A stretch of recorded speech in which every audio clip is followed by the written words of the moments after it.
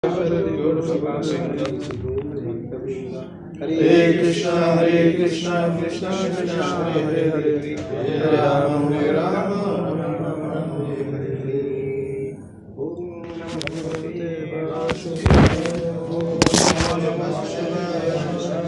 Om Namo Bhagavate Vasudevaya. Om Namo Bhagavate Vasudevaya. Om Namo Bhagavate Vasudevaya. Om Namo Bhagavate Vasudevaya. Narayanam Namaskritya Naram Chaiva Narottamam Devim Saraswatim Vyasam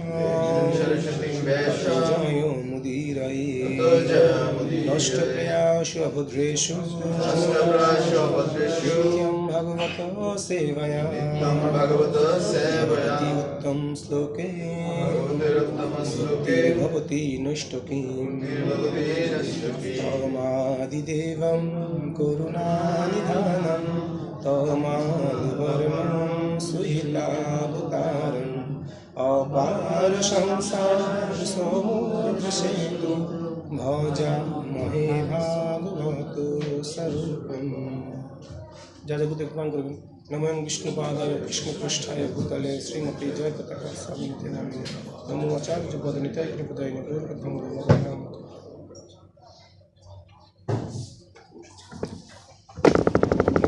2 সপ্তাহ ছিল 2 সপ্তাহ বন্ধ ছিল হরে কৃষ্ণ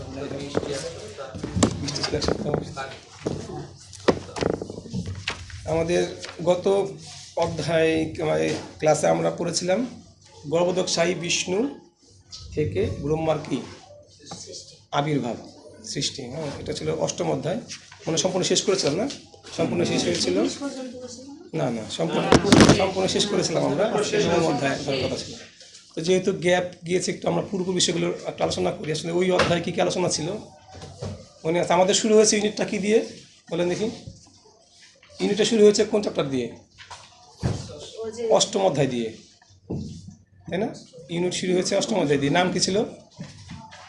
মৈত্রেয় বিদুর সংবাদ, না, মৈত্রেয় বিদুর সংবাদ। এরপরে ছিল অধ্যায় বিশ্বরূপের সৃষ্টি। মৈত্রেয় বিদুর সংবাদে আমরা দেখতে পেলাম যে মানে বিদুরের কিছু প্রশ্ন ছিল।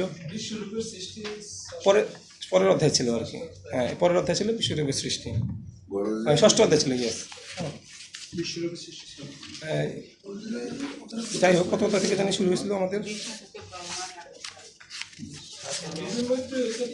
পঞ্চম অধ্যায় থেকে আমাদের মানে শুরু হয়েছে। পঞ্চম অধ্যায় ছিল বিদুর মৈত্রেয় সংবাদ। তো 12 অধ্যায়। আচ্ছা, আমাদের পঞ্চম অধ্যায়ের যে মূল থিমটা কী ছিল পঞ্চম অধ্যায়ের, আর মনে আছে? আসলে মানে একটু রিভিউ না করলে এগুলো মানে সিকোয়েন্স থাকে না, আমার আনন্দ পাওয়া যায় না। তো বিদুর মৈত্রেয় সংবাদের প্রশ্নটা ছিল এরকম যে বিদুর ভগবান সম্পর্কে সরাসরি প্রশ্ন না করে কি একটু ঘুরিয়ে ঘুরিয়ে মানে আমাদের সম্পর্কিত, আমাদেরকে নিয়ে প্রশ্ন করছিলেন, আমাদেরকে জীবদেরকে নিয়ে প্রশ্ন করছিলেন। তো সেখান থেকে তিনি অনেক কিছু জানতে চেয়েছিলেন যে কীভাবে বিশ্বে মানে ভগবান কাজ করছে। তো এর পরের অধ্যায়ে ওই বিষয়গুলো আলোচনা হওয়ার পরে পরবর্তী অধ্যায়ে ভগবান কি বিশ্বরূপের সৃষ্টি, এই অধ্যায়ে কি তিনি বিশ্বরূপ সম্পর্কে নানান ধরনের কি তথ্য দিলেন, যে কীভাবে দেবতা সৃষ্টি হয়েছে, বিভিন্ন লোক সৃষ্টি হয়েছে, এগুলো বললেন। এরপরের অধ্যায় কী ছিল? বিশ্বরূপ সৃষ্টি পরে অতিরিক্ত প্রশ্ন, বিদুরের অতিরিক্ত প্রশ্ন। সেগুলো কী ধরনের প্রশ্ন ছিল মানে কারো খেয়াল আছে? প্রশ্নগুলো কি মানে অতিরিক্ত প্রশ্নগুলো কী ছিল? একটু ব্যতিক্রম ছিল প্রশ্নগুলো একটু। অতিরিক্ত প্রশ্নগুলো ছিল এরকম যে বিদুর প্রশ্ন করেছিল যে ভগবান তো গুণাতীত, তথাপি তিনি কিভাবে কি এই গুণের মধ্যে থেকে কাজ করতেছেন, গুণাতীত হওয়া সত্ত্বেও কীভাবে তিনি গুণের মধ্যে ঢুকে আবার কাজ করে। যেমন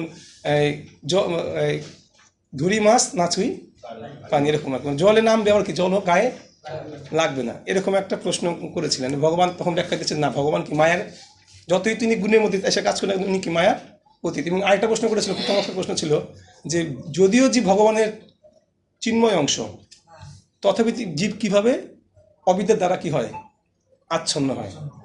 তো সেইখানে খুব চমৎকার বিষয় ছিল যে মানে এবং ভগবান খুব চমৎকারভাবে ব্যাখ্যা মানে ভাগবত শ্লোকে তারা ব্যাখ্যা করছিলেন যে মানে জীবের মধ্যে আসলে দুঃখ কষ্ট পাওয়ার কোনো কারণ নাই, শুধু তার মূল বিষয়টা কি মনোভাব। কারণ জীব তার স্থিতি আছে, কিন্তু তিনি জাস্ট স্বপ্নে যেমন আমরা ভয় পাই, ঠিক এই জগতে আমাদের ভয়গুলো কি তুলনা করা হচ্ছে এরকম স্বপ্নের সাথে। মাথা কাটা যায় এরকম ছিল না, স্বপ্নে মাথা কাটা গেলে যেমন ভয় পাই আমরা, ঠিক এরকম কি আমরা এই জগতে, তার মানে এই জগতে আমাদের যে দুঃখ কষ্টগুলো আমরা পাই এখন জাগতিক ক্ষেত্রে যত ক্লেশগুলো পাচ্ছি, এগুলো আসলে কি, আসলে সম্পূর্ণটাই কি ভাগবত অনুযায়ী কি এটা স্বপ্ন। হ্যাঁ, তো ওই অধ্যায়টা কিন্তু একদম আমাদেরকে হাতে ধরে আঙ্গুল দিয়ে দেখাচ্ছে মানে শাস্ত্র, যে আমাদের জীবের দুঃখ কষ্টগুলো সম্পূর্ণ কি মানে প্রকৃত সত্তায় আমরা কিন্তু কি সৎচিত আনন্দময় প্রকৃত সত্তায়। তো এটা অতিরিক্ত প্রশ্নের অধ্যায় আমরা এটা দেখতে পাই। এরপরে অধ্যায় কি ছিল, গর্ভদেহ সে বিষ্ণু থেকে, যেটা আমরা গত লাস্ট অধ্যায় পড়েছি। তো সেখানে আমরা কি কি দেখেছিলাম একটু মনে করার চেষ্টা করি। হ্যাঁ, ব্রহ্মা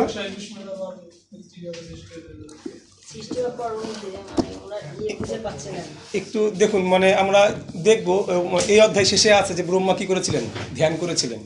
এবং দেখবেন আমরা সামনে অধ্যায় পড়বো যে ভগবান স্বয়ং ব্রহ্মাকে নির্দেশ দিচ্ছেন যে যে কোনো কাজ করার আগে তোমার কী করা উচিত, ধ্যানস্থ হওয়া উচিত। তার মানে আমাদেরও এটা কিন্তু আসলে এটা তো আমাদের ভাগবতম তো আসলে আমাদের শিক্ষার জন্য না, তা আমাদের ক্ষেত্রে এটা খুব মানে আমাদের সবসময় কী করা উচিত, এরকম অ্যানালাইসিস করে চিন্তা করা উচিত, ধ্যান করা উচিত। চিন্তা আমাদের ধ্যান না। তো আমাদের গত অধ্যায় কী কী পড়ছি একটু আমরা চিন্তা করুন, একটু মনে করার চেষ্টা করুন, দেখবেন যে এইভাবে মনে করতে করতে কি আমাদের আবার পূর্বস্থিতি কি আসবে, ফিরে আসবে। তা আমরা কোন বিষয়গুলো একটু আলোচনা করেছিলাম, একটু কেউ যদি বলতে চান একটু মনে করে স্পেসিফিকভাবে একটু কেউ, লাস্ট অধ্যায়ে যেটা হয়েছিল গত ক্লাসে সবাই তো ছিলেন না, কে ছিলেন না, কে প্রভু ছিলেন না, ছিলেন না, শ্যামবাবু ছিলেন না? ব্রহ্মা 100 বছর ধ্যান করার পর তিনি অন্তরের অন্তরস্থলে পরমপুরুষকে দর্শন করেছিলেন। তারপরে দর্শন করেছিলেন, জলের বিশাল পদ্ম সদৃশ্য শয্যায় দেখতে পেয়েছিলেন। তা ছিল শেষনাগের শরীরে রসার্ণব চৈতন্য দাস, রসার্ণব চৈতন্য দাস, শেষনাগের শরীরে, এবং তাতে পরমেশ্বর ভগবান একাকী সাহিত্য ছিলেন। হ্যাঁ, মানে প্রথম দিকে ছিল মানে বিদুর এবং মৈত্র পরস্পরের বংশ নিয়ে কি করেছিলেন, বংশ পরম্পরা ধারায় তিনি কি করেছিলেন, অনেক প্রশংসা করেছিলেন। সেখানে এরপরে দেখলাম আমরা যে গঙ্গা দেবীর উৎপত্তি হয়েছে কোথায়, বিষ্ণুর, এবং গঙ্গা দেবীর মাধ্যমে যোগীরা কি করেন, এক জায়গা থেকে সমগ্র ব্রহ্মাণ্ড কি করেন, মানে এক জায়গা থেকে আরেক জায়গায় কি করেন যোগীরা যান সেই গঙ্গা দেবীর কৃপাতে, কারণ গঙ্গা দেবী কি ব্রহ্মাণ্ডের সর্বত্র কি বিরাজমান। এই বিষয়গুলো ছিল। এবং পরবর্তীতে ছিল যে খুব গুরুত্বপূর্ণ যে বিষয় ছিল, পূর্ব তাৎপর্য উল্লেখ করেছেন যে ভগবানের প্রতি অনুরাগ বৃদ্ধি না হলে, ভগবানের প্রতি প্রেম বৃদ্ধি না হলে ভগবানের কথা কি সঠিকভাবে বলতে মানে ভালো তো লাগবেই না, কিন্তু বলতে চাইলেও কি তাকে ভগবানের প্রতি প্রেম কি। এই জন্য দেখবেন যারা শুদ্ধ মহাত্মা বা যারা দেখবেন যে আমাদের অনেক যারা সিনিয়র বৈষ্ণব, যাদের কথা শুনলে কি কথা কিন্তু একই ভগবানের কথা, ওই পাঠে অন্য কেউ দেবে অত কিন্তু কোনো শুদ্ধ বৈষ্ণব তখন কি তার মাধুর্যতা কি অটোমেটিক্যালি, কারণ মানে ভগবানের কথা আসে হৃদয় থেকে, উপলব্ধি দিয়ে আসে। আমরা বলি দিব্য জ্ঞান হৃদয় প্রকাশ, এটা কিন্তু তার বাস্তব প্রমাণ যে ভগবানের কথা যখন আসে এটা কিন্তু আসলে শুধুমাত্র কাগজ কলমে লেখা থেকে আসে না, আসে কি হৃদয়ের একটা উপলব্ধি থাকে, যে ভগবানের শুদ্ধ ভক্তরা ওই সমস্ত লীলাগুলো কি করেন তাদের হৃদয়ে কি উপলব্ধি করেন, করে সেগুলো কি, এই জন্যই তাদের কাছ থেকে শোনার একটা আলাদা আনন্দটা কি অন্যরকম। যখন গুরু মহারাজরা লেকচার দেন, যাই বলতো কেন শুনতেই কি মানে মন জয় না, শুনতেই কি মনে অন্যরকম। তো এটা হচ্ছে গিয়া শুদ্ধ ভক্তদের প্রতি ভগবানের বিশেষ কৃপা। তো বিষয়গুলো আমরা এখানে শুনছি। এবং আরেকটা খুবই গুরুত্বপূর্ণ ছিল গুরু পরম্পরার ধারা, কাকে মনে আছে সে ধারাটা আমরা যে বলেছিলাম, সনত কুমার সংবাসনের কাছ থেকে বাসুদেব তত্ত্ব জানতে পেরেছিলেন। এরপর হচ্ছে মৈত্র ঋষির গুরু সনত কুমার কাটতে জেনেছিলেন শঙ্কর কাছ থেকে। হ্যাঁ, তারপরে ওনার কাছ থেকে মানে কারা জেনেছিলেন, সাংখ্য ঋষিরা, সাংখ্য ঋষি থেকে পরাশর মুনি, এইভাবে গুরু পরম্পরা হয় কি একটা ধারা আমরা এখানে দেখতে পেয়েছিলাম যে এই ধারা অনুযায়ী। এবং আমাদের শেষ যে বিষয়টা ছিল যে এখানে একটা খুব বিষয় মানে গুরুত্ব হচ্ছে ভক্তের সাথে ভগবানের যে সেবার সম্পর্ক, মানে ভক্ত শুধু চান কি ভগবানের একটু হাসি দেখতে, ভগবান শুধু হাসির দ্বারা কি সমস্ত ক্লেশ, ভক্তির ক্লেশ দূর হয় কিসের দ্বারা, ভগবানের স্মৃত হাসির দ্বারা। ভগবানের স্মৃত হাসির দ্বারা আমরা মানে কোন ভক্তের পাঠ্য শুনেছি আমার খেয়াল নাই সম্ভবত, তো এখন এখন তারা পাঠে শুনছিলেন এরকম যে ভগবানের ভ্রুর দিকে যদি আমরা দৃষ্টিপাত করি এবং এটা যদি আমরা যদি ধ্যান করি সেই ভ্রুর, তাহলে আমরা কামকে কী করতে পারি, জয় করতে, এরকম একটা লেকচার শুনেছিলাম অনেক ভক্তের কাছ থেকে।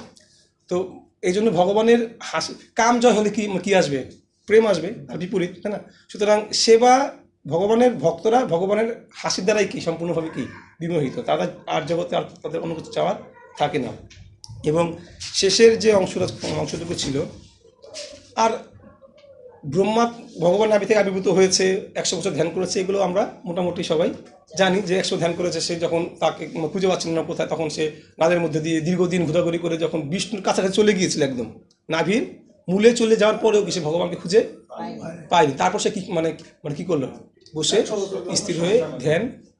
মানে এখানে কিন্তু এই অধ্যায়টাতে মানে খুব গুরুত্বপূর্ণ একটা শিক্ষা আমাদের জন্য। আমরা যতই ফলাফালি করি না কেন, আমরা যারা এই জগতে বলি যে কর্মই ধর্ম একদম বলি না, মানে মানে মানে পুরোপুরি গীতা রেফারেন্স দিয়ে অনেক জাগতিক ব্যক্তি আছে যারা কর্মকে খুব মানে কর্মটাকে মানে মারাত্মকভাবে কি করে, হাইলাইট করে।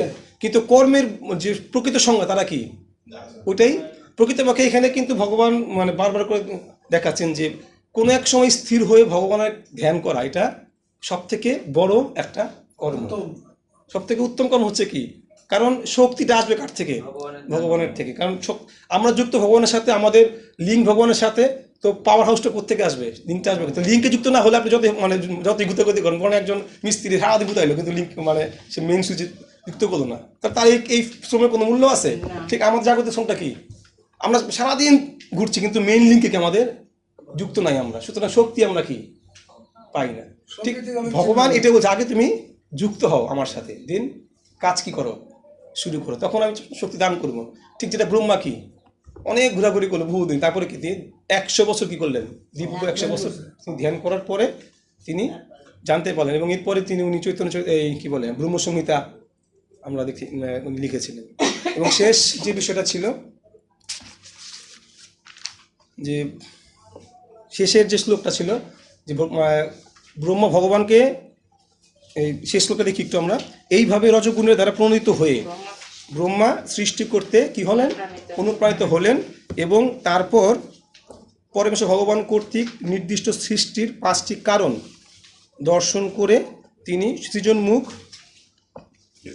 সৃজনমুখ মনোবৃত্তি মানে অভিষ্ট মার্গে তার সশস্ত্র প্রার্থনা নিবেদন করতে শুরু করলেন।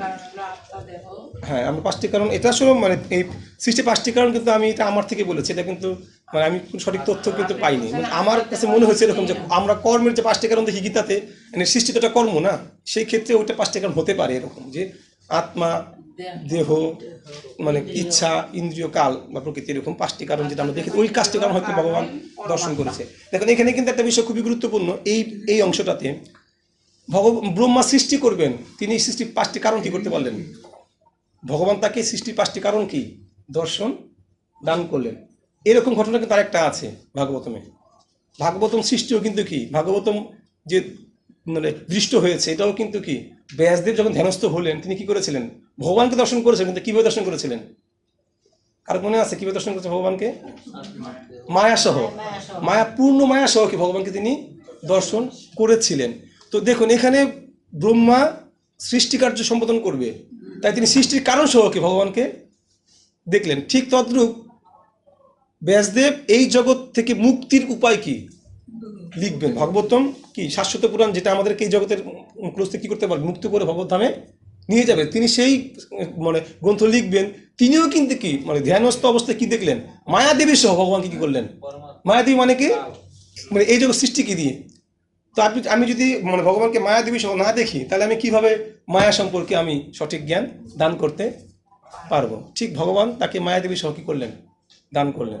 তো আসলে এগুলো খুব গুরুত্বপূর্ণ লিঙ্ক আমাদের। তো ওই জন্য আমরা মানে ভগবানের যে অনন্ত রূপ, অনন্ত সেবা, অনন্ত এক এক ভক্তের সাথে তার এক এক রকম কি মানে ব্যাসদেবের যেটা চাহিদা ছিল সেটা কি তিনি ওইভাবে কি করলেন, পূর্ণ করলেন। ব্রহ্মার চাহিদা সৃষ্টি অনুযায়ী তাকে কি করলেন, জ্ঞান দান করলেন। তো ওইখানে আসলে তো এই হচ্ছে কি আমরা গত হ্যাঁ এখানে দ্বিতীয় স্কন্ধে আমরা পেয়েছিলাম নবম অধ্যায়, ব্রহ্মা সহস্র বছর ধ্যান করেছিলেন, আর এই অধ্যায় পেয়েছি আমরা 100 বছর ধ্যান করেছিলেন একটা। 100 বছর ছিল। না, দ্বিতীয় স্কন্ধে আছে এটা। আচ্ছা, আমি খেয়াল নেই আমার। দ্বিতীয় স্কন্ধের সম্ভবত চতুর্থ পঞ্চম শ্লোকে 1000 বছর ধারণ করেছিলেন। ওটা এখন 1000 বছর। আবার আমরা জানতে পারি যে ব্রহ্মার আয়ু হচ্ছে 100 বছর। 100 বছর। তার আয়ু যদি 100 বছর হয় তাহলে সে 100 বছর ধারণ করলো কি? আমরা এই প্রশ্নের কথা ক্লাসে করেছিলাম, বলছিলাম না যে এই প্রশ্নটা আসলে আসতে পারে। এটা আমারও এই প্রশ্ন আমারও ছিল যে আসলে আমরা জানি এখন ব্রহ্মা সৃষ্টি হওয়ার পরে ধ্যান শুরু করেছিলেন, ধ্যান করতে করতে 1000 বছর লেখা আছে এখানে 1000 বছর ধ্যান করেছিলেন, এরপর সৃষ্টিকার্য, এরপর তার জীবন হয়তো শুরু হয়েছে, বিষয়টা এরকম হতে পারে, কিন্তু যদি স্পষ্ট করে নির্দেশনা এখানে নাই, আমি কাছ থেকে এ পর্যন্ত শুনিও নাই এই বিষয়টা। আর দ্বিতীয়ত আমার যেটা মনে হয় যে আসলে ব্রহ্মার তো এই জগতে মানে চারমুখী ব্রহ্মার কি চতুর্মুখী ব্রহ্মার এই ব্রহ্মাণ্ডের আমরা কি জানি 100 বছর, কিন্তু ব্রহ্মা তো চতুর্মুখী না, আরো ব্রহ্ম আছে, অনন্ত কোটি ব্রহ্মাণ্ড, অনন্ত কোটি ব্রহ্মা আছে, পঞ্চমুখী শতমুখী অনেক ব্রহ্মা আছে। তো কার মানে কত জন্ম এটা তো আসলে ভাগবত। সুতরাং এখানে মানে কোন ব্রহ্মার কথা বলা হচ্ছে সেটা পুরোপুরি, যদিও এখানে মানে মানে আলটিমেট ধরে নিতে হবে আমাদের ব্রহ্মাকে, যেহেতু ব্রহ্মাণ্ডের আমরা এই ব্রহ্মাণ্ডে আছি, এই ব্রহ্মাণ্ডের কথাই বলা হচ্ছে। তো এটা হতে পারে এরকম, ঠিক আছে। আরেকটা বিষয়, আমি বিষয়টা মানে আরো উদ্যোতন কর্তৃপক্ষের কাছ থেকে প্রশ্ন করা হবে, কখনো শুনি নাই, আলোচনা পর্যন্ত আমি এটা কখনো শুনি নাই, আমি জানবো অবশ্যই। একটা বিষয় আছে যে ব্রহ্মা তো যখন ধ্যান করলেন তিনি তো কৃষ্ণকে দর্শন করেন নাই, উনি গর্ভদক্ষী বিষ্ণুকে উনি দর্শন করছিলেন। হ্যাঁ অবশ্যই, কারণ তিনি গর্ভ গর্ভদক্ষী থেকে উঠছে বিষ্ণুকে দর্শন করে কিন্তু উনি কৃষ্ণ সম্বন্ধে তো মানে বললেন যে 100% ঈশ্বর পরম কৃষ্ণ। হ্যাঁ। হ্যাঁ, কিন্তু এখানে তিনি কি ওই কৃষ্ণর সঙ্গে মানে লিঙ্কটা কিভাবে হলো? আচ্ছা, মানে দেখুন গর্ভদায়ক বিষ্ণু কিন্তু মানে কৃষ্ণেরই কি সাংশ প্রকাশ, তাই না? তো কৃষ্ণ তো কিন্তু ভিন্ন না। তো গর্ভদায়ক বিষ্ণু যদি চায় তাকে কৃষ্ণকে দর্শন করতে পারে না? অবশ্যই পারে, যেহেতু তাকে জ্ঞান দান করবে, দিব্য জ্ঞান দিবে। জ্ঞান তো পূর্ণরূপে কি দান করাই যায়, মানে ভগবানের স্থিতিটা, আর নয়তো আর নয় কীভাবে লিখতে পারে। তিনি নিশ্চয় দর্শন করেছে যে মানে এই গর্ভদায়ী বিষ্ণু সাংশ প্রকাশ, ইনি তো লিখেছেন যে যস্য এক নিঃশ্বাসিত কালো অথবলম্ব, হ্যাঁ, যার একটি নিঃশ্বাসে কি অনন্ত করে ব্রহ্মাণ্ড কি হচ্ছে, সৃষ্টি হচ্ছে। মনে শ্লোক আছে না, হয়তো ভগবান হয়তো দর্শন দান করেছেন, না তো তাকে না দর্শন দান না করলে তো বলার কোনো সুযোগই নেই। কারণ দিব্য জ্ঞানতে প্রথম কি, আমরা যে গুরু পরম্পরা ধারায় যদি ভাগবতের মানে সিরিয়াল দেখি, প্রথমে কে ভগবান থেকে কি ব্রহ্মা আদি কবয়ে না, আদি মানে আদি কবি ব্রহ্মা, তিনি তাকে ভগবান দান করেছিল। তো দান তো ভগবান করেছি তাকে বেদের সম্পূর্ণ জ্ঞান, তো সে তো জানতেই পারবে। হরে কৃষ্ণ। তো এই হচ্ছে আমাদের তো আপনি আপনাদের অনুরোধ করবো আগামী ক্লাসে একটু 5টা অধ্যায়ের কি মানে গত থেকে যদি 5 থেকে নব্বই একটু রিক্যাপ দিয়ে আসবেন, তাহলে কি আনন্দ পাবেন, যে সিকোয়েন্সটা পড়ে কি একটু আমার আনন্দ পাওয়া যাবে। কারণ যেহেতু মানে কলিযুগ, স্মৃতি খুব লো, দেখা যায় আমাদের কি সব হুট করে কি আনন্দ পাওয়া যায় না। এগুলো একটু দেখে আসলে মানে একটা ঘন্টা বসে যদি একটু চর্চা করেন যে বাকি অধ্যায়গুলো কী কী ছিল একটু রিভিউ দেই, তো দেখবেন যে সব কিছু ক্লিয়ার হবে এবং পড়তেও কি একটু আনন্দ পাওয়া যাবে। হরে কৃষ্ণ, ধন্যবাদ। তো আমরা নবম অধ্যায় শুরু করবো এখন, সবাই একটু নবম অধ্যায় খুলবেন। হ্যাঁ, হরে কৃষ্ণ। আমার ছেলে প্রশ্ন করছে, আমি বলতে পারি প্রতিদিন তো ভাগবত স্বামী মহারাজ একটা করে শ্লোক পড়ায়। তো প্রতিদিন উনি বলে যে গীতার শ্লোক পড়লে ভগবান খুব খুশি হন প্রতিদিন। পূজা মানে ভগবানকে পূজা করার মন থাকে, গীতা পড়া, ভগবান গীতা বলছে কোন শ্লোকের শেষের দিকে আর কি, আর কোনো গ্রন্থে মানে ওই যে আমি যে আসি সেটার কথা, গীতা যদি পড়া হয় রেগুলার তাহলে আর কোনো কিছু পড়ার প্রয়োজন না। আচ্ছা, হ্যাঁ, তো তুমি ভাগবত ক্লাস করতে যাও কেন? আমার ছেলেও করেছে। গীতা পড়ো, গীতা তো ভগবানের মুখ নিঃসৃত বাণী, সেটা পড়লে তো মহারাজ তো নিজেই বলতেছেন। বুঝতে পারছি। এখন আমি এই বিষয়টা আসলে এটা তো একটা মানে ইসের বিষয়, সুন্দর প্রশ্ন, এটা তো আমাদের সবারই ছিল এক সময়। তো গীতাতে বলা হচ্ছে সূত্র, আমরা যখন অঙ্ক বই খুলে আগে কি করি বুঝি না, সূত্র না করলে তুমি কিছু করতে পারবো না। আমরা যখন অঙ্ক ক্লাস নেই আমরা ডাইরেক্ট আগে বলি সূত্র মুখস্থ না করলে তোমার অঙ্কগুলো কি লাভ, তুমি কিছু করতে পারবো না। আগে কি যে বুঝে না বুঝে সূত্রগুলো কি করো, মুখস্থ করো, দেন কি অঙ্ক শুরু করো, কারণ অঙ্কের সূত্র মিলে কি। তো গীতাকে বলা হচ্ছে সূত্র, বিস্তারটা কোনটা, বিষয়টা তো একই। তা আমি মানে ভগবত ধামে প্রবেশ করতে চাই, আমি ভগবানের মানে কথা লীন হতে চাই, তো সূত্রপাতটা কি। এই জন্য গীতা মানে গীতা শাস্ত্র আমাদের অবশ্যই কি, এবং মানে এটা পড়তে, এটা ছাড়া আমি অন্য কোনো কিছু কি করতে পারবোই না। সেই উদ্দেশ্যে কি বলা হচ্ছে যে গীতা অবশ্যই কি আমাদের মানে এটা একমাত্র। এবং গীতার প্রথম অধ্যায় দেখবেন, প্রথম তাৎপর্য আছে যে গীতা এমন শাস্ত্র মানে সমগ্র বেদে যা নাই তাও কি গীতাতে আছে। সমগ্র বেদের সার তো আছেই, সার তো আছে সমগ্র বেদে যা সার গীতার মধ্যে আছে, এবং গীতা এমন অনেক কিছু যেটা কি সমগ্র বেদেও কি খুঁজে আর পাওয়া সবকিছুতে তো যাবে না। গীতারই reference। হ্যাঁ, সুতরাং গীতার সূত্র তো আপনার সূত্র তো আপনি ভাগবতম দেখবেন, ভাগবতের বিভিন্ন জায়গায় কি গীতার সূত্র গীতার ধরে কি reference, এটাকে তো হ্যাঁ। পঞ্চমবেদ বলা হয়। হ্যাঁ পঞ্চবেদ বলা হয়, গীতার তো সব তো এটা বলা আছে, সুতরাং এটা তো খুব কমন বিষয়। প্রভুপাদ যে নির্দেশনা দিচ্ছেন তার দ্বিতীয় নম্বর উদ্দেশ্যে আছে ভাগবতম গীতা। না এটা তো গীতা এবং ভাগবতম অন্য কোনো গ্রন্থ না, এইসব গ্রন্থাদি উনার প্রশ্ন ছিল গীতাতে লেখা আছে যে ভাগবত গীতা পড়লে আর অন্য কিছু পড়ার কি দরকার নেই। প্রয়োজন না। গীতা পড়লে বলতে গীতা হচ্ছে কি মানে সেই দরজা ঢুকলে গীতাকে আরো বলা হচ্ছে যে গীতা হচ্ছে কি ভাগবত পুরস্কার দরজা, আর ভিতরের কি ভিতরটা পুরোটাই কি কৃষ্ণ অথবা কৃষ্ণ ভক্তি লীলাসমূহ, এটা প্রেম। আর আরো তো লিঙ্ক আছে, যেমন ভগবত বলছে যে জন্ম কর্ম চমে দিব্যম এবং ইয় ব্যক্তি তত্ত্ব তো মানে যথাযথ জানেন, তো জন্মকর্ম তো আর এখানে মানে গীতা পুরো লেখা নেই। গীতাতে ভগবান বলতেছে যে তুমি জন্মকর্ম জানো মানে তুমি ভাগবতমকে পড়ো, তত্ত্বগতভাবে তুমি কি জানো সঠিকভাবে মানে একদম স্পষ্টভাবে তুমি যথাযথভাবে তুমি আমার জন্ম এবং কর্ম কি জানো, এটা গীতা ভগবান নির্দেশ দিচ্ছে। তো এটা গীতা ভাগবতম তো গীতারই নির্দেশ, গীতা যে ভাগবত পড়তে হবে এই নির্দেশ ভগবান গীতা দিয়ে দিয়েছেন, কারণ ভগবান বলছে।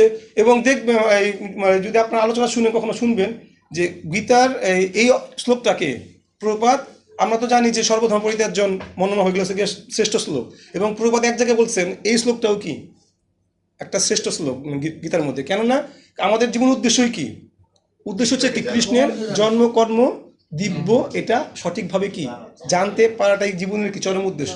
সুতরাং গীতাতে ভগবান ডাইরেক্ট নির্দেশ দিচ্ছেন যে তুমি আমার জন্মকর্ম তত্ত্বগতভাবে জানো, তাহলে তোমাকে এই জগতে আসতে হবে, তুমি আমার ধর্মে চলে যাবে। সুতরাং জানতে গেলে আমার কি করতে হবে, ভাগবতম কি মানে ভগবান তো কৃষ্ণের দিব্য জন্মকর্ম সম্পর্কে বলা আছে না তার ভক্তদের। সবকিছু তো গীতারই reference। ওকে, হরে কৃষ্ণ। আমরা শুরু করি, হ্যাঁ নবম অধ্যায়। শ্লোক 1 ব্রহ্ম উবাচা জ্ঞাতো ইয়সি মে হদ্দ সুচিরান্ননুদেহ ভাজম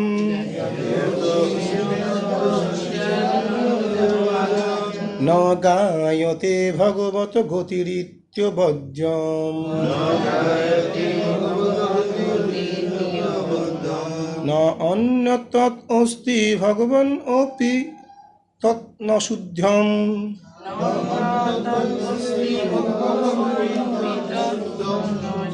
মায়া গুণ ব্যতিরকাত উরুবি ভার্ষি।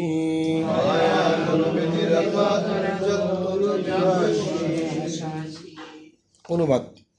ব্রহ্মা বললেন, হে প্রভু, বহু বহু বছরের তপস্যার পর আজ আমি আপনাকে জানতে পেরেছি। লিঙ্কটা কি দেখেন, ওইখানেও কিন্তু ভগবানকে প্রার্থনা করেছেন, মানে ওই অষ্টম অধ্যায়েও কিন্তু ভগবানকে, তো এটা লিঙ্ক হচ্ছে এটা নবম অধ্যায় কি এখন প্রার্থনা শুরু হলো ভগবান, যেহেতু ভগবানকে দর্শন করেছেন সৃষ্টির কারণ সহ, আমরা শেষ শ্লোকটা দেখতে পাই। এখন কি ব্রহ্মা এই অধ্যায় থেকে সৃষ্টি করার জন্য কি করলেন, প্রার্থনা শুরু করবেন বিভিন্নভাবে, আমরা এটা দেখব। হ্যাঁ, ভুবনাং জ্ঞানবানময় পদ্ধতি বাসুদেব সর্বমিতি মহাত্মা সুদুর্লভ। তো হে প্রভু, বহু বহু বছর তপস্যার পর আজ আমি আপনাকে জানতে পেরেছি। হায় দেহধারী জীবের কি দুর্ভাগা যে তারা আপনাকে জানার অযোগ্য। হে প্রভু, আপনি একমাত্র জ্ঞাতব্য বিষয়, কেননা আপনার অতীত আর কোনো পরতত্ত্ব নেই। এই যে কথাগুলো প্রত্যেকটা গীতার কথা আছে না এখানে, আছে কিনা? প্রত্যেকটা লাইনে কিন্তু গীতা শ্লোক বলা যায় এখান থেকে একটা একটা করে। যদিও আপনার থেকেও শ্রেষ্ঠ কোনো বস্তু থাকে, তবে তা পরতত্ত্ব নয়। আপনি জড়তত্ত্বের সৃষ্টি শক্তি প্রদর্শন করে পরম পুরুষ রূপে বিরাজ করেছেন। তো এইখানেও কিন্তু আপনার শ্লোকের মধ্যেও কি আমরা দেখতে পাই, গীতার স্পষ্ট আছে মত্ত প্রতনন কিঞ্চিত ধনযোগ, ভগবান গীতাতে স্পষ্ট বলেছেন। এখানেও কিন্তু ব্রহ্মা একই কথা বলছে। তো আমরা যদি একটু লক্ষ্য করি দেখবো গীতার অনেক শ্লোক কি, অনেক শ্লোকের ব্যাখ্যা কি আপনি এখানে পেয়ে যাবেন, ভাগবতমে 100% পাবেন।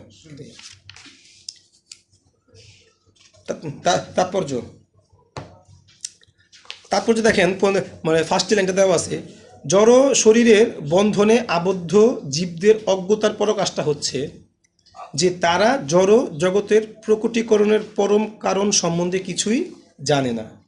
এবং এই লাইনটা কিন্তু অত্যন্ত গুরুত্বপূর্ণ। পরম কারণ সম্বন্ধে বিভিন্ন মানুষের বিভিন্ন মতবাদ রয়েছে, কিন্তু তাদের কোনোটিই সত্য নয়। একমাত্র বিষ্ণু হচ্ছেন পরম কারণ, এবং মধ্যবর্তী বাধা সৃষ্টিকারী শক্তি হচ্ছে ভগবানের মায়া শক্তি। তো যেটা বলার উদ্দেশ্য হচ্ছে যে এইখানে দেখুন, স্পষ্টভাবে বলা হচ্ছে যে পরম কারণ সম্পর্কে জানতে না চাওয়া, না পারাটা, এটাই হচ্ছে কি আমাদের জীবের কি পরম অজ্ঞতা, এবং তাদের জীবের দুঃখ শুরু হয় কিন্তু কি এইখান থেকে। আপনাদের চতুর্শ্লোকী ভাগবতম কোন কোন শ্লোকগুলো মনে আছে? চতুর্শ্লোকী ভাগবতম 2য় স্কন্ধের দেখছেন না? সম্ভবত 33 থেকে 33 থেকে 40 কত নম্বর মানে কত অধ্যায়ের মনে আছে? হলো নবম অধ্যায়। নবম অধ্যায়। আচ্ছা, ওইখানে দেখবেন ওই চতুর্শ্লোকী ভাগবতম যারা মানে করেছেন ওইখানের মানে থিমটা কি ছিল ওই শ্লোকগুলার আর মনে আছে? হ্যাঁ, মানে প্রথমে ভগবান তার প্রকৃতি বলেন যে আমার থেকে সৃষ্টির পূর্বে কে ছিলাম? আমি ছিলাম, মানে প্রকৃতি। এরপরে শ্লোকে বললেন কি যে মায়া মানে আমি ছাড়া যত ভালো বস্তু হোক না কেন, যত অর্থপূর্ণ মনে হোক না কেন, এটা কি মায়া, বাস্তবতা নেই। ভগবান বলছে না মানে মানে এরপরে ভগবান পরের শ্লোকে বললেন কি যে আমি মায়ার মানে সমস্ত কিছুর মধ্যে থেকেও আবার কি কোনো কিছুর মধ্যে যুক্ত নই। এবং পরের শ্লোকটার সাথে এটার কিন্তু খুব এই কথাটা কিন্তু মারাত্মকভাবে মিলে যায়। পরের শ্লোক আবার বলছে যে কেউ যদি পরম সত্যকে জানতে চায় তাকে সর্ব অবস্থায় সর্বকালে মানে এবং সবখানে কি করতে হবে? পরম তত্ত্ব সম্পর্কে প্রশ্ন অনুসন্ধান করতে হবে। তো এখানেও কিন্তু একই কথা বলা হচ্ছে। ব্রহ্মা মানে স্পষ্ট বলছে যে জড়বন্ধন শুরু হবেই না, মানে বন্ধন থেকে মুক্ত হওয়ার সুযোগে আসবে যদি আমার মধ্যে এই প্রশ্নটাই কি। একটু স্বাভাবিকভাবে চিন্তা করুন না, যারা ভক্তি জীবনে নাই বা ভক্তি জীবন যারা করছে না, সাধারণ মানুষের ক্ষেত্রে দেখুন আমরা প্রতিদিন দেখতেছি, প্রতি মুহূর্তে সাধারণ মানুষ দেখতে সবাই দেখতেছে যে মানুষ কি দেহ রাখতেছে। এটা কিন্তু একটা কমন সেন্স। দেখুন মানুষের দেখেন চেতনার সেন্সে দেখেন দেখতে পাচ্ছে, কিন্তু আমরা প্রতি মুহূর্তে কি করছে কেউ না কেউ দেহ রাখতেছে। তারপর দেহ রাখার পর কেউ তো ছিল, তো কই গেল ওই লোক ব্যক্তিটা, মানে কোথায়? নিশ্চয়ই সে নাই এখন, তো সে গেল কোথায়? এই প্রশ্ন আমাদের কজনের মধ্যে আসতেছে? আসে না তো। আমরা এতটাই মোহগ্রস্ত, আসে না। মানে এই জন্যই যুধিষ্ঠির মহারাজকে যখন প্রশ্ন করা হয়েছিল যমরাজ কর্তৃক যে এই জগতে সব থেকে আশ্চর্য বস্তু কি, তখন যুধিষ্ঠির মহারাজ উত্তর দিয়েছিল যে অহনি হনি ভূতানি গচ্ছন্তি যম মন্দিরম। আমরা দেখবো আশেপাশে মানুষজন কি করছে, বন্ধু বান্ধব আত্মীয় কি দেহত্যাগ করে নরকগামী হচ্ছে, তবুও কি আমার মানে মানে এই বিষয়ের প্রতি আমার উদ্বিগ্নতা আসবে না। তো এটা পরম সত্য সম্পর্কে যেমন যেটা আমাদের ব্রহ্মা দেখিয়েছেন, আমাদের সৃষ্টি যিনি প্রথম ভগবানের সৃষ্টি ব্রহ্মা, তিনি আমাদের গৌণ সৃষ্টিকর্তা। অত্র মানে স্বর্গ আমাদের হচ্ছে কি ওই বিসর্গ না, আমরা তার সৃষ্টি, সুতরাং উপসৃষ্টি আমরা। সুতরাং তিনি আমাদের দেখাচ্ছেন মানে প্রপিতামহ হিসেবে আমাদের কি করা উচিত? পরম সত্য সম্পর্কে কি করা উচিত? প্রশ্ন করা উচিত। প্রশ্ন উত্তর খুঁজতে গিয়ে আমরা ভগবানের কাছে পৌঁছাতে পারবো। তো এখানে মানে এটা বলা হচ্ছে যে একটু শেষের দিকে দেখেন যে তপস্যার প্রভাবেই, সেকেন্ড প্যারার দিকে, তপস্যার প্রভাবেই কেবল ব্রহ্মা গবৎসায়িক বিষ্ণুকে দর্শন করতে সক্ষম হয়েছিলেন এবং উপলব্ধির মাধ্যমে কেবল তিনি তাকে সঠিকভাবে জানতে পেরেছিলেন। ভগবানের মনোমুগ্ধ সৌন্দর্য ঐশ্বর্য দর্শন করে ব্রহ্মা পরম পরিতৃপ্ত হয়েছিলেন এবং তিনি স্বীকার করেছিলেন যে তার সঙ্গে কোনো কিছু তুলনা করা যায় না। তো স্বয়ং ব্রহ্মা আমাদেরকে মানে চৈতন্য মহাপ্রভু স্বয়ং কিন্তু আমরা দেখতে পাই আগের অধ্যায়ে যে ব্রহ্ম সংহিতা তিনি বের করেছিলেন, বের করে আমাদেরকে, এবং তিনি মানে প্রতিদিন এটা অধ্যয়ন করতেন। কারণ ব্রহ্ম হচ্ছে আমাদের প্রপিতামহ, মানে আমরা তার গৌণ সৃষ্টি। সুতরাং তার যে শ্লোকগুলো এটা আমাদের জন্য কি পরম। যদি আমাদের মানতে হয় আমরা কাঠটা মানবো, এর জন্য যদি আমাদের মানতেই হয় আমরা কাঠটা মানবো। যদি তিনি পুরো আমরা যদি মেনেই থাকি পুরো ব্রহ্মাণ্ডকে মানে ম্যানেজ করতেছেন কে? স্বয়ং ব্রহ্মা। তার শ্লোকগুলো কি আমাদের কি পরম বস্তু হওয়া উচিত। তো তিনিই তো আমাদেরকে স্বীকার করেছেন ঈশ্বর পরম কৃষ্ণ চেতন বিগ্রহ আদি গোবিন্দ সর্বকারণ কারণ। পরবর্তী শ্লোক আমার অনুবাদ করে জানাবে একটু একটু করে তার জন্য। হরে কৃষ্ণ। শ্লোক 2। যে রূপ আমি দর্শন করেছি তা জড় পুরুষ থেকে চিরকাল মুক্ত এবং ভক্তদের কৃপা করার জন্য অন্তরঙ্গা শক্তির প্রকাশ রূপে তা আবির্ভূত হয়েছে। এই অবতার অন্য বহু অবতারদের উৎস এবং আপনার নাভিদেশ থেকে উদ্ভূত কমলে আমার জন্ম হয়েছে। তো মানে মানে আমরা ভাগবতমে আপনার পড়েছেন কিনা দেখবেন যে সমস্ত দেবদেবী কিন্তু পরমাত্মার কি অংশ প্রকাশ, সরাসরি কৃষ্ণ না, পরমাত্মা থেকে সমস্ত দেবদেবীকে এই জগতে যত দেবদেবী সৃষ্টি হয়েছে। আর গবৎসায়ী বিষ্ণু থেকে যেটা এখন বলা হচ্ছে, এখান থেকে কি আসছে? ব্রহ্মা বিষ্ণু মহেশ্বর। তাৎপর্যের প্রথমে এটা লেখা আছে, পড়লে বুঝতে পারবেন যে এবং সমস্ত দেবদেবীরা আসছে কিন্তু পরমাত্মা, যত দেবদেবী আছে আমরা দেখি মানে যে সমস্ত কিছু কার প্রকাশ? পরমাত্মার অংশ প্রকাশ। পরবর্তী শ্লোক, শ্রী বিষ্ণু। হিতৈষী বিষ্ণু, ইয়েস, এটা পরমাত্মা। 3 নম্বর শ্লোকটা পড়ে দিন। হে প্রভু, আপনার এই নিত্য আনন্দময় এবং জ্ঞানময় স্বরূপ থেকে শ্রেষ্ঠ অন্য কোনো রূপ আমি দেখি না। চিদাকাশে আপনার নির্বিশেষ ব্রহ্মজ্যোতির কোনো সাময়িক পরিবর্তন হয় না এবং আপনার অন্তরঙ্গা শক্তির কোনো অবক্ষয় হয় না। আমি আপনার কাছে আত্মসমর্পণ করছি, কেননা আমি আমার জড়দেহ এবং ইন্দ্রিয়ের গর্বে মত্ত, অথচ আপনি সমগ্র জগতের পরম কারণ হওয়া সত্য জড়াতীত। তো এখানে মানে স্বয়ং ব্রহ্মা প্রার্থনা শুরু করেছেন এবং তিনি মানে নিজের অক্ষমতা প্রকাশ করছেন এবং ভগবানের কি গুণাবলীগুলো কি করছেন পর্যায়ে প্রকাশ করছেন। পরবর্তী শ্লোক আমরা টেনে যাবো, কারণ সময় আসলে অনেক বড় চাপ। শ্লোক হচ্ছে 4। আপনার এই বর্তমান স্বরূপ অথবা পরমেশ্বর ভগবান শ্রীকৃষ্ণের অন্য যে কোনো রূপ সমগ্র জগতের জন্য সমানভাবে মঙ্গলময়। যেহেতু আপনি আপনার এই নিত্য শাশ্বত রূপ প্রকাশ করেছেন, যে রূপে আপনার ভক্তরা আপনার ধ্যান করে, আমি তাই আপনাকে আমার সশ্রদ্ধ প্রণতি নিবেদন করি। যারা নরকগামী তারা আপনার সবিশেষ রূপের উপেক্ষা করে, কেননা তারা জড় বিষয়ের চিন্তায় মগ্ন। হরে কৃষ্ণ। দেখুন এখানে মানে আমরা যখন মানে ভক্তি জীবনে আসি তখন কিন্তু প্রায়ই শুনি যে ভগবানের রূপ এটা কি অত্যন্ত মোহনীয় বা সুন্দর। অ্যাকচুয়ালি মানে আমরা কি রূপের দ্বারা মোহিত হই? মানে মানে আমরা যারা এই জগতে বাস করি বদ্ধ জীবনটা কি রূপের দ্বারা মোহিত হই? হইতো না, এটা তো বাস্তব সত্য যে আমরা রূপের দ্বারা কি হচ্ছি? মোহিত হচ্ছি। সামান্য আমরা একটা সুন্দর নারী রূপ দেখলে কি আমাদের মধ্যে কিন্তু মানে মানে মোহিত হওয়ার সম্ভাবনা থাকে।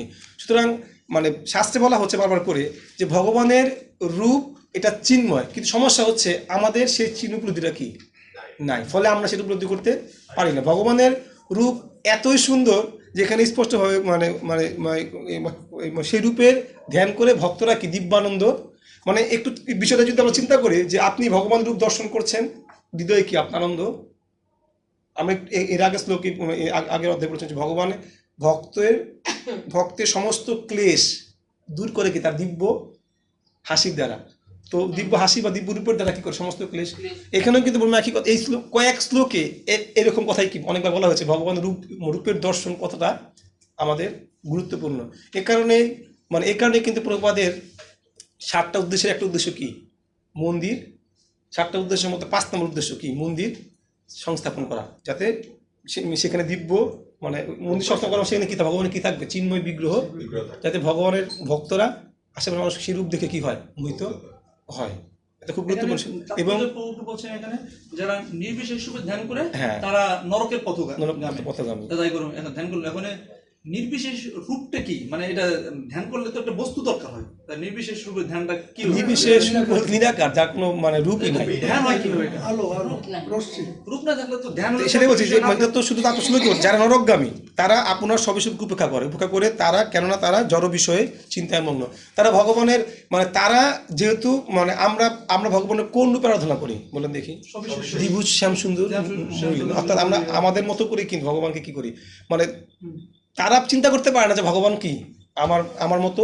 মানে গুরু মহারাজের পাঠ শুনতেছিলাম কয়েকদিন ফেসবুকে, একটা মানে এর আগেও শুনেছি আবার শুনতেছিলাম যে গুরু মহারাজ একটা লেকচার দিয়েছিল যে মানে কে বলে ভগবান এই জগৎ আসতে পারে না, কার শক্তি ভগবানকে আটকাবে।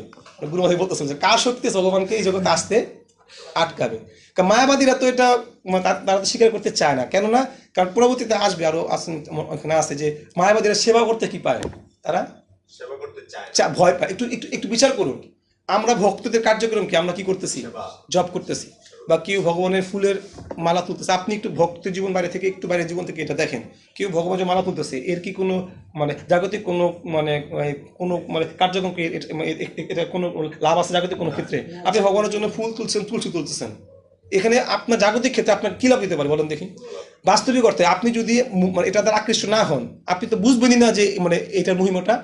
আপনি একটু ভক্তিজন থেকে বাইরে এসে আপনার কার্যক্রম দেখেন, যে দেখবেন অনেক কার্যক্রম মনে হবে কি ভক্তদের যারা বাইরে থেকে দেখবে মনে হবে কি এটা তো আসলে একটা মানে আমার তো টাইম নষ্ট, আমার টাইম ইনভেস্টমেন্ট নষ্ট হচ্ছে। আমি এই সময়টা আমি যদি মানে অন্য কর্ম করতে, আমি আর্ন করতে পারতাম, কিছু মানুষ শিক্ষা দিত, কত ধরনের চিন্তা আসবে কি না?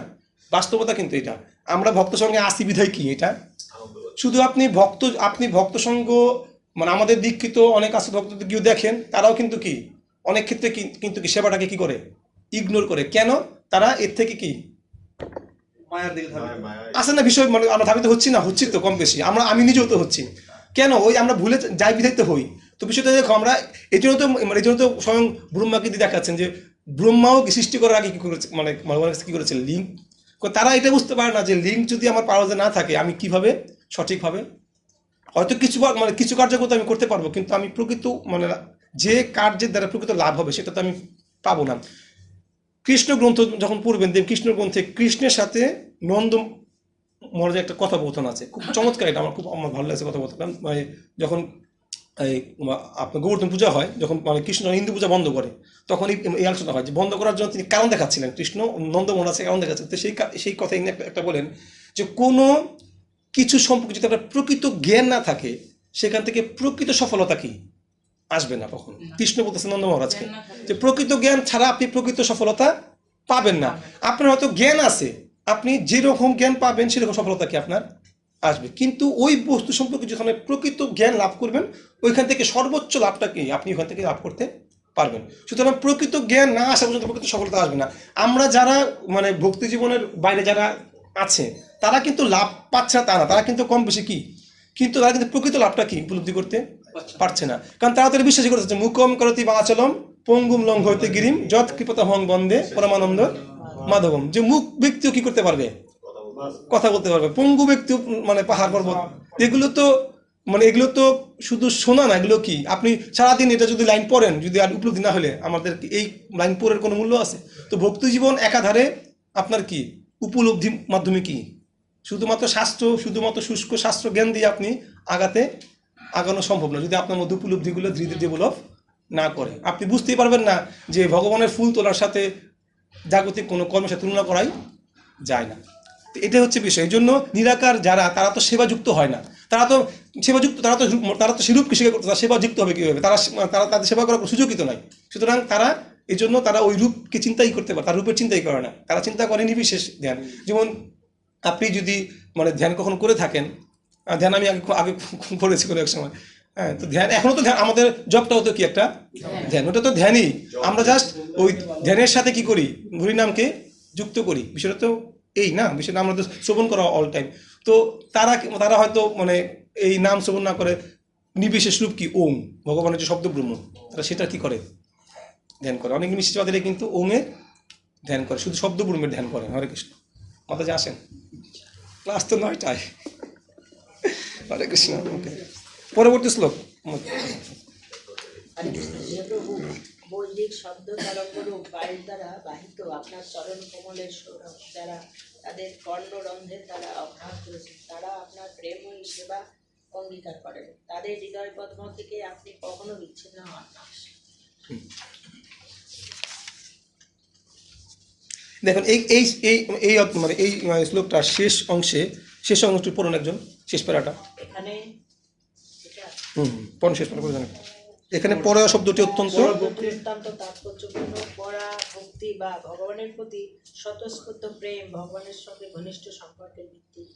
ভগবদ গীতা ও শ্রীমদ্ ভাগবতমে আদি প্রামাণিক উৎস থেকে ভগবানের শুদ্ধ ভক্ত কর্তৃক গীত, ভগবানের নাম, রূপ, গুণ ইত্যাদি শ্রবণ করার মাধ্যমে কেবল ভগবানের সঙ্গে সম্পর্কের এই সর্বোচ্চ স্তর লাভ করা যায়। হ্যাঁ, এখানে শেষ লাইনটা কথা খুব গুরুত্বপূর্ণ, যে ভগবদ গীতা ও শ্রীমদ্ ভাগবত আদি প্রামাণিক উৎস থেকে ভগবানের শুদ্ধ ভক্ত কর্তৃক গীত, মানে গীত, ভগবানের নাম, রূপ, গুণ ইত্যাদি শ্রবণ করার মাধ্যমেই কেবলমাত্র, শুধু কেবল শব্দটাও কিন্তু তাৎপর্য, কেবল ভগবানের সঙ্গে সম্পর্কে সর্বোচ্চ স্তর লাভ করা যায়। সুতরাং আমরা যত কিছুই বলি না কেন, আমাদের যদি শ্রবণ কীর্তনের পন্থা যদি ব্যাঘাত ঘটে ভক্তি জীবনে, তাহলে ভক্তি কি টলমল হবে 100%।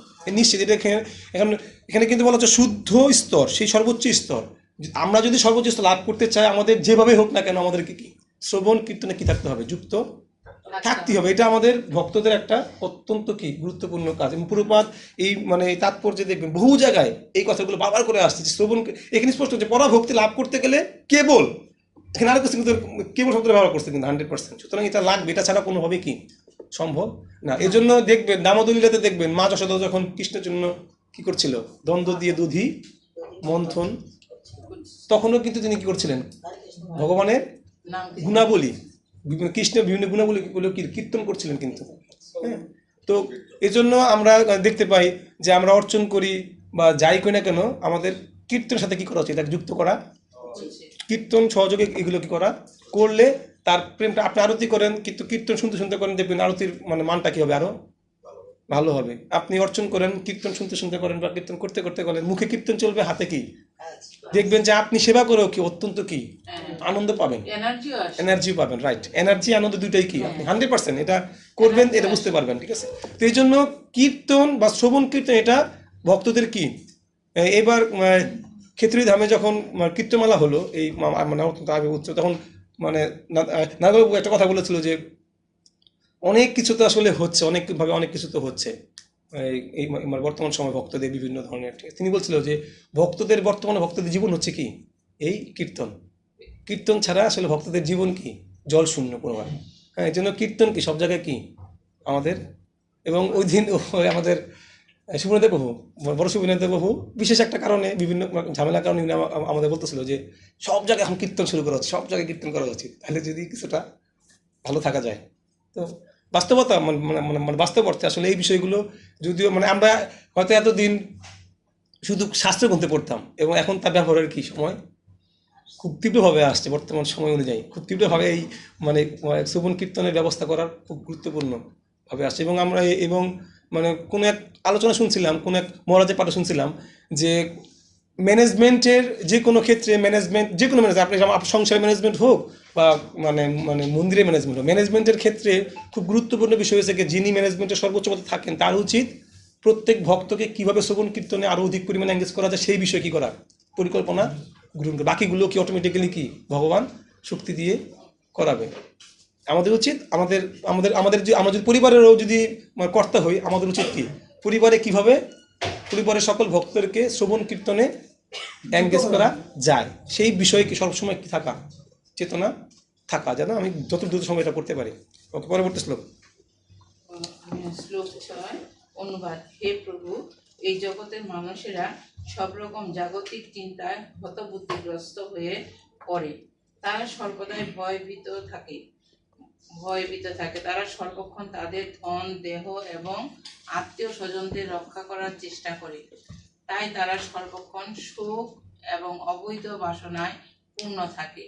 তারা আমি এবং আমার এই নশ্বর ধারণার ভিত্তিতে লোভের বশবর্তী হয়ে সমস্ত উদ্যোগ করে। যতক্ষণ পর্যন্ত না তারা আপনার নিরাপদ শ্রীপাদপদ্মের আশ্রয় গ্রহণ করে, ততক্ষণ পর্যন্ত তারা এই প্রকার দুশ্চিন্তায় পূর্ণ থাকে। আমাদের মনের কথা কয়ে দিচ্ছে, তাই না? আমাদের মনের কথা তাই এখানে স্পষ্ট বলতেছে যে আমাদের চিন্তা ভাবনা কি নাতি নাতকুর নিয়া, মানে ছেলে মেয়ে নিয়া, তো এটাই বলছেন। তাহলে এখন তাৎপর্য স্পষ্ট বলছেন যে কেউ প্রশ্ন করতে পারে পারিবারিক বিষয়ে চিন্তা যারা বিহ্বল তারা কিভাবে নিরন্তর ভগবানের নাম, যশ, গুণ ইত্যাদির চিন্তা করতে পারে। জড়জগতে সকলেরই পরিবারের ভরণ পোষণ, সম্পত্তি সুরক্ষা, আত্মীয় স্বজন প্রথমেই আছে, দাগ দিয়ে রাখেন এটা, এবং বন্ধু বান্ধবদের সঙ্গে শান্তিপূর্ণ সম্পর্ক বজায় রাখা, ইত্যাদি চিন্তা মগ্ন। তাই তারা সর্বক্ষণ ভয় এবং শোকের দ্বারা প্রভাবিত হয়ে তাদের মান মর্যাদা বজায় রাখার চেষ্টা করে। এই প্রশ্নের উত্তর ব্রহ্মার মুখস্থ শ্লোকটি অত্যন্ত গুরুত্বপূর্ণ। এখন দেখুন, তার মানে কি আমরা আমাদের পরিবারের চিন্তা করব না? বিষয়টা আসলে কি আপনার চিন্তা করুন তো। অবশ্যই করবো। তাহলে মানে এখানে কিন্তু এটাকে নিন্দা করা হচ্ছে কিন্তু অ্যাকচুয়ালি দেখবেন। এবং মানে শ্লোকও আছে যে মই অনন্যব মানে কুর্বন্তী ভক্তি যে দিরাম মৎকৃতে সঙ্গ ত্যাক্তা কর্মনা ত্যাক্তা স্বজন বান্ধবা। আছে একটা শ্লোক এরকম ভাগবতমে যে ভগবানের ঐকান্তিক ভক্তি যুক্ত হলে কেউ কি করতে পারে, মানে ভগবানের কর্মের জন্য আত্মীয় স্বজনকে ত্যাগ করতে পারে, বন্ধু বান্ধব কি করতে পারে, পরিত্যাগ করতে পারে। তো এইখানেও কিন্তু ভগবানের শাস্ত্র নিন্দা বরাবর আছে যে আত্মীয় স্বজনের জন্য দুশ্চিন্তা করা এটা কি তাহলে এই বিষয়টাকে আমরা কিভাবে ডিল করতে পারি? আমরা কত চিন্তা করবো না? আমি গৃহস্থ মানুষ, আমার স্ত্রী আছে, পুত্র আছে, পরিবার আছে, আমরা কি এগুলো নিয়ে চিন্তা করবো না? তো সেই চিন্তাটা কীভাবে করবো আমরা? তো বিষয়টা হচ্ছে এরকমই যে মানে ভগবান এখানে চিন্তা করতে, তাদের কি নিয়ে চিন্তা করতে কি করেছেন না করেছেন, কিন্তু এমন না যে আমরা তাদেরকে দায়িত্ব কিন্তু পালন করতে ভগবান কিন্তু নিষেধ করেন না। এখানে অনেক ক্ষেত্রে আমাদের এই বিষয়গুলোতে মানে ঝামেলাটা হয় যে আমরা অনেক ক্ষেত্রে একে দায়িত্বে নিয়ে আসি। অনেক সময় কি এই সমস্ত বিষয়গুলো যৌক্তিকতা দিয়ে আমরা দায়িত্বকে কী করি অনেক সময় বেলা, কিন্তু ভগবান কিন্তু দায়িত্ব বলা করতে কখনোই কিন্তু, বরঞ্চ ভগবান বলেছেন যে কেউ যদি সঠিকভাবে, যে বললাম না যে প্রকৃত জ্ঞান না তাদের সফলতা আসে না, সঠিক জ্ঞান নাই বিধায় কি আমরা সঠিকভাবে কাজটা করতেও তো প্রকৃত দায়িত্ব পালন করতে পারি না। মহাপ্রভু কিন্তু তার মায়ের কথা রক্ষা করতে যায়, কিন্তু তিনি বৃন্দাবন ধামেও কি বুঝেন বিষয়টা কত কত গুরুত্ব। মায়ের কথা সচি মায়ের কথা রক্ষা করতে যায়, তিনি বৃন্দাবন ধামেও কিন্তু কি তিনি নীলাচল ধামে ছিলেন, মায়ের সাথে সাথে তিনি মাঝে মাঝে কি এসে সাক্ষাৎ করতেন।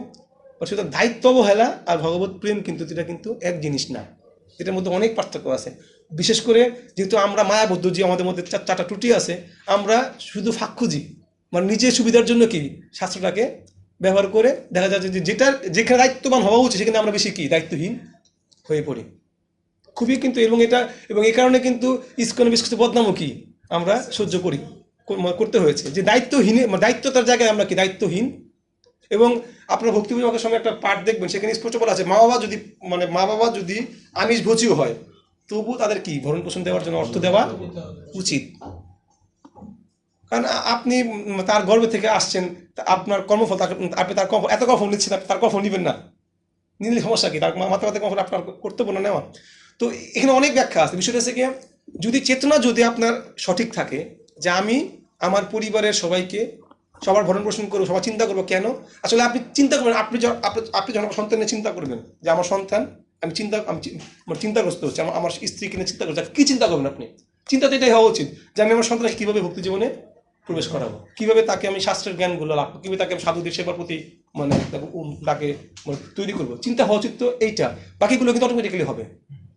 দেখুন আমরা কিন্তু বলি ঠিকই যে আমার ভাগ্যে যা আছে তা আমি কি পাবোই, আমার ভাগ্যে যেটুকু সুখ আছে সেটা কি আমি পাবো, যেটুকু দুঃখ আছে দুঃখ আমি পাবো। আমি হয়তো বা সাধনার দ্বারা বা পুণ্যকর্মের দ্বারা আমি বর্তমান দুঃখকে দূরে নিয়ে গেলাম, পূর্বের সুখকে কাছে নিয়ে আসলাম। কিন্তু দুঃখ কিন্তু এমন তো না সাধারণত আমি দুঃখ কমাতে পারবো, একমাত্র ভক্তি দ্বারাই কি ভক্তি দ্বারাই কি আপনি কর্মফলকে নাশ করতে পারবেন, অন্য কোনো উপায় তো নয়। সুতরাং আপনি তো দুঃখ সুখ তো কমাতে পারছেন না, হয়তো কি পূর্বেরটা আগে এটা করে নিতে পারছেন।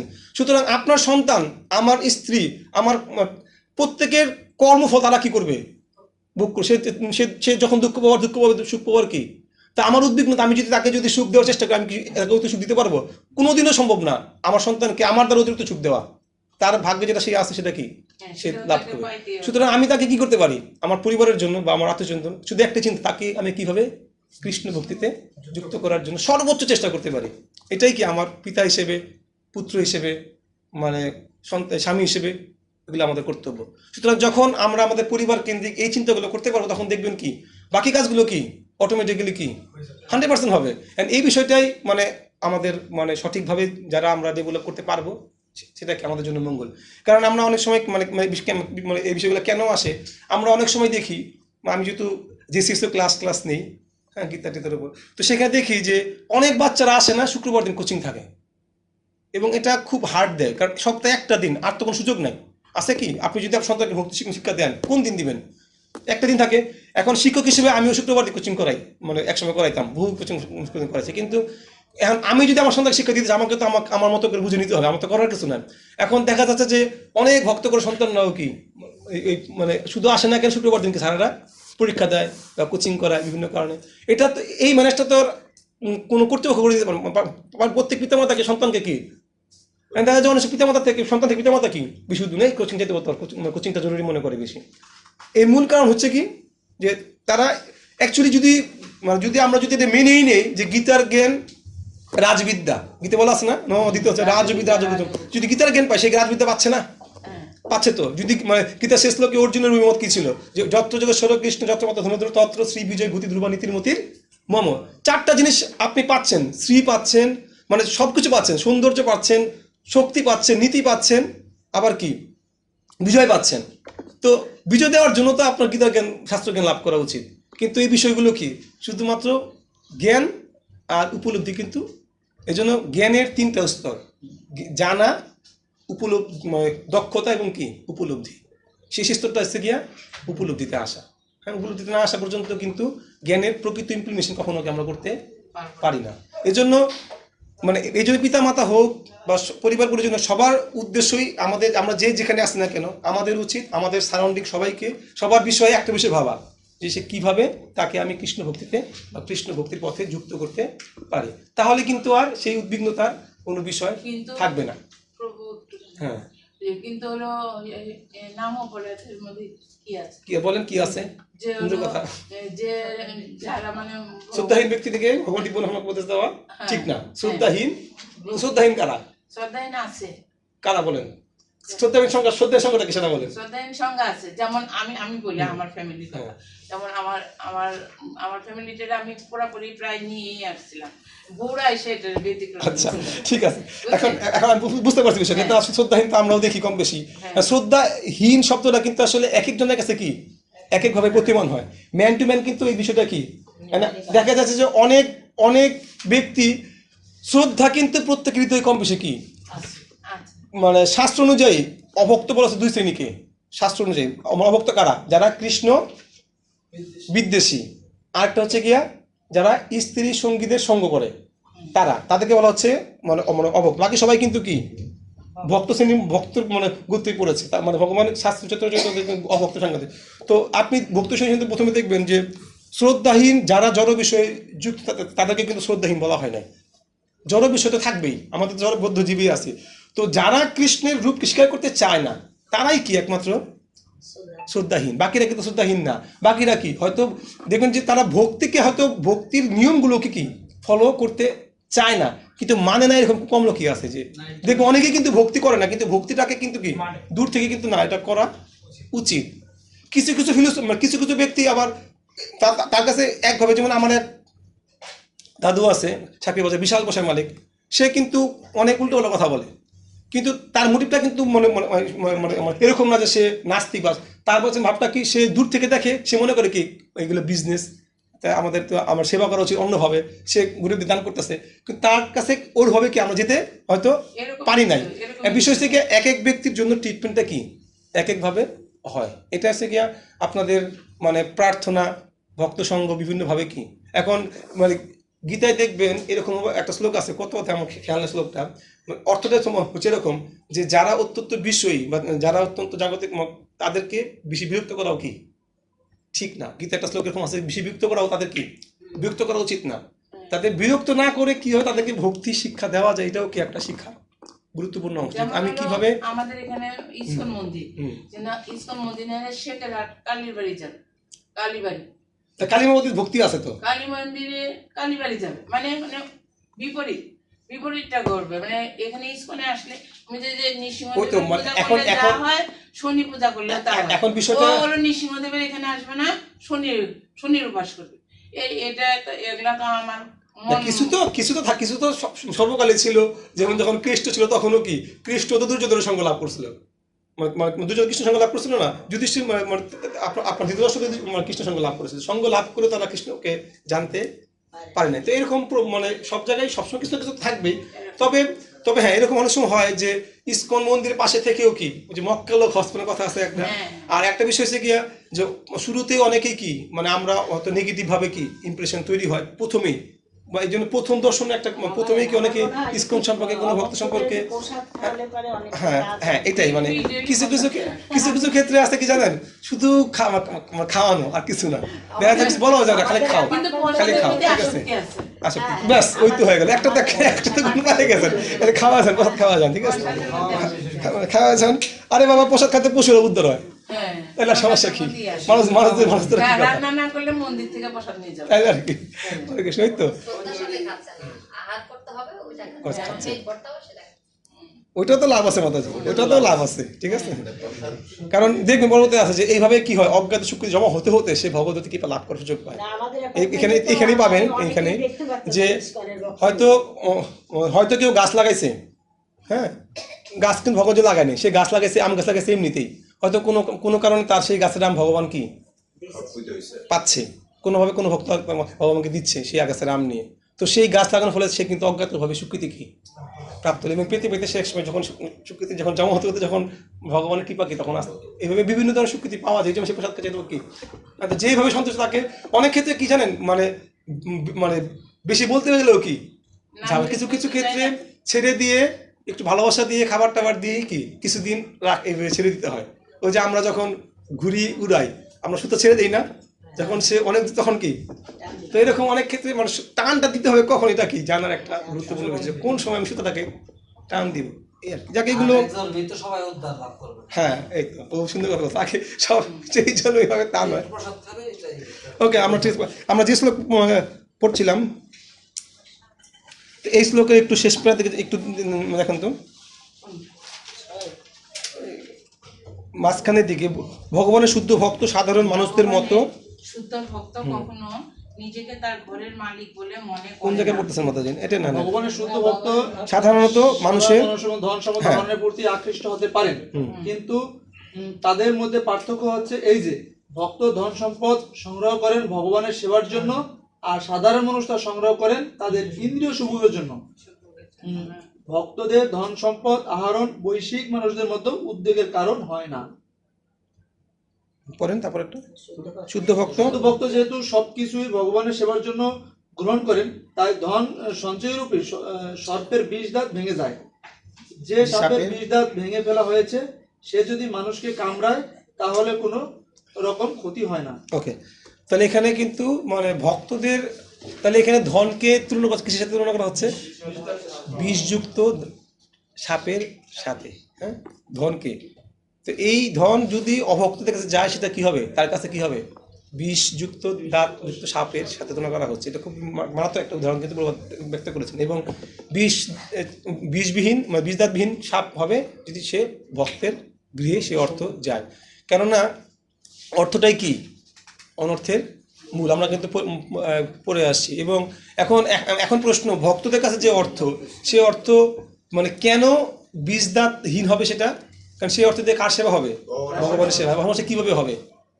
এখন প্রশ্ন, একবার এই মন্দিরে, সাইবাবা মন্দিরেই সম্ভবত পুনে মন্দির থেকে এক ভক্ত আসছিল, পুনে মন্দির থেকে, তো পাঠ দিচ্ছিল। সেই পাঠে ভাষায় একটা জিস্ট কথা ছিল এরকম যে এক ভক্তের কাছে অনেক টাকা আছে, তো সে শুনছে যে টাকা ভগবান সে লাগাতে হয়, কারণ সেই টাকাগুলো কি সে সমস্ত টাকা থালে সাজায়া, থালের মধ্যে সমস্ত টাকা সাজায়া ভগবানের সামনে নিবেদন করছে, আরতির মধ্যে কইরা টাকাটা লইয়া কি আবার ওই টাকা লইয়া আবার সে মতো করে, আমি তো ভগবানকে নিবেদন করছি, ভগবান আমাকে দিয়ে দিচ্ছে, এখন আমি কি খরচ করতে? ভগবানের সেবা লাগানোর অর্থ হচ্ছে একজন ভক্তের ক্ষেত্রে তার গুরুদেবের প্রচারে কি সেই অর্থটা কি করা, গুরুদেবকে দান করা।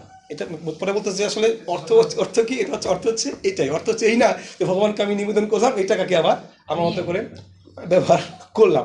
এটা কিন্তু প্রকৃতপক্ষে ভগবানের সেবায় লাগানো হলো না। অনেক ক্ষেত্রে এরকম আরও উদাহরণ আছে যে অনেক ক্ষেত্রে যে আমরা নিজেদের মতো করে কি ব্যবহার, হয়তো আমরা ভক্তি জীবনেই করতেছি, ভক্তি কিন্তু অর্থগুলো কি নিজেদের মতো করে কি করছি, ব্যবহার করছি ভক্ত সঙ্গে থেকে।